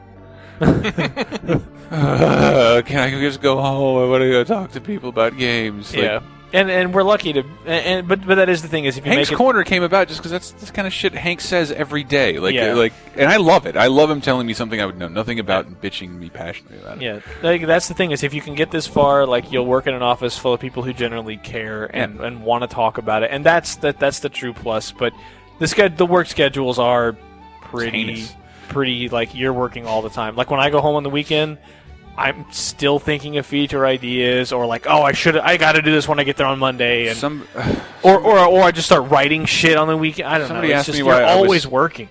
I was so into cartoons because my friend back home asked like, when did that happen? I'm like, it happened. I was always I always liked cartoons. Everybody likes fucking cartoons. But I come in here every day and I endure nonstop violence. And every time I go back to a movie, I'm thinking of how it just... I can't not watch Total Recall and not think of a game that's coming out or a feature that we could do. Right. This and that. The fucking cartoons are like the only thing that like it's safe. Like I don't have to work when I'm watching a short cartoon. I really feel like I'm working every other time of my day. But that's just part of being creative. Like being creative. You're always looking for some ideas. Yeah. Blah. Short answer. Really drunk. Short answer. How's the schedule? Always. Heinous. Yeah, always. The schedule is always. But rewarding. Absolutely rewarding. Yeah. I love this fucking job. Remember when we got back from E3 to see The Dark Knight? Oh, God. And pretty much fell asleep, all of us. I fell asleep. While watching. I fell asleep. I was stayed awake, but I was miserable. That was bad. Because E3 just is a fucking... E3 you just want to like, die. Do you sleep? I don't remember sleeping. I sure slept poorly and barely. Yeah. To the point where it You ruined... slept twice? Yeah. What the fuck is this sleeping twice? That was dumb. What are we working on next week? Next week, I'm looking forward to watching Beneath the Planet of the Apes. Oh, shit, yeah. Oh, shit. I can't wait. Love making with no love. Yes, I was going to say, I do It's remember, a madhouse! going with you to Brett's never seen it. It's the adorable. shared hotel room of Stephen Pierce and George Walter, and, like, you kept talking to them, and I was, like, falling asleep on my feet. Oh, yeah, I remember 4 that. in the morning. Yeah, I remember that. I'm trying to talk about the plan of Games Radar and Michael's just... Jesus Christ. That was an interesting E3. Yeah. Anyway, Next Planet of week, the Apes. I think I'm in meetings because I have to do things. Because you're so executive now. I am going to skip school and do mushrooms. All right. Behind the bleachers? So there, yes. And then when they roll the bleachers into the wall, you'll be crushed. I'm going to do it at 5:30. You're going to take the bus off campus during the pep rally? I'm going to smoke dope and call people Andrew. And I'm going to finger the most famous... Okay. In math class, going knuckle deep. Well, we haven't had a features meeting yet, so nobody's doing anything next Yeah, we week. really have no idea what we're doing. We'll do something, but we don't yet know what it is. Yeah, so it's going to be great. keep though. in mind when you're Oh listening. my God. When you're My listening, schedule is a giant dark void. No. if that's any fucking hint. That's just a stupid hint. Just know when you're listening to this that if you're listening to this on Friday or Saturday, we don't know what's happening on Monday. It's okay. I'm just happy we're back. We're going to be on for a while. Yeah. This is I think it's officially going well at this point. We're back. I think the word has to get out to more people, but no one's really complaining about what we do anymore. We're perversely happy to be back in the office. It is, and I thought that we had a good time. Weird, did we not? We did. I did. We had a good time. It's fantastic. And that's very unfortunate because of the final song I'm picking to close us out on. Just because I didn't mention the rock band segment. Fuck, we will do that next week, I swear to Christ. This week in rock band, Psychedelic First, live, Paul McCartney, and Blink-182, First Date. Whatever, it makes sense. Let's go. Forever.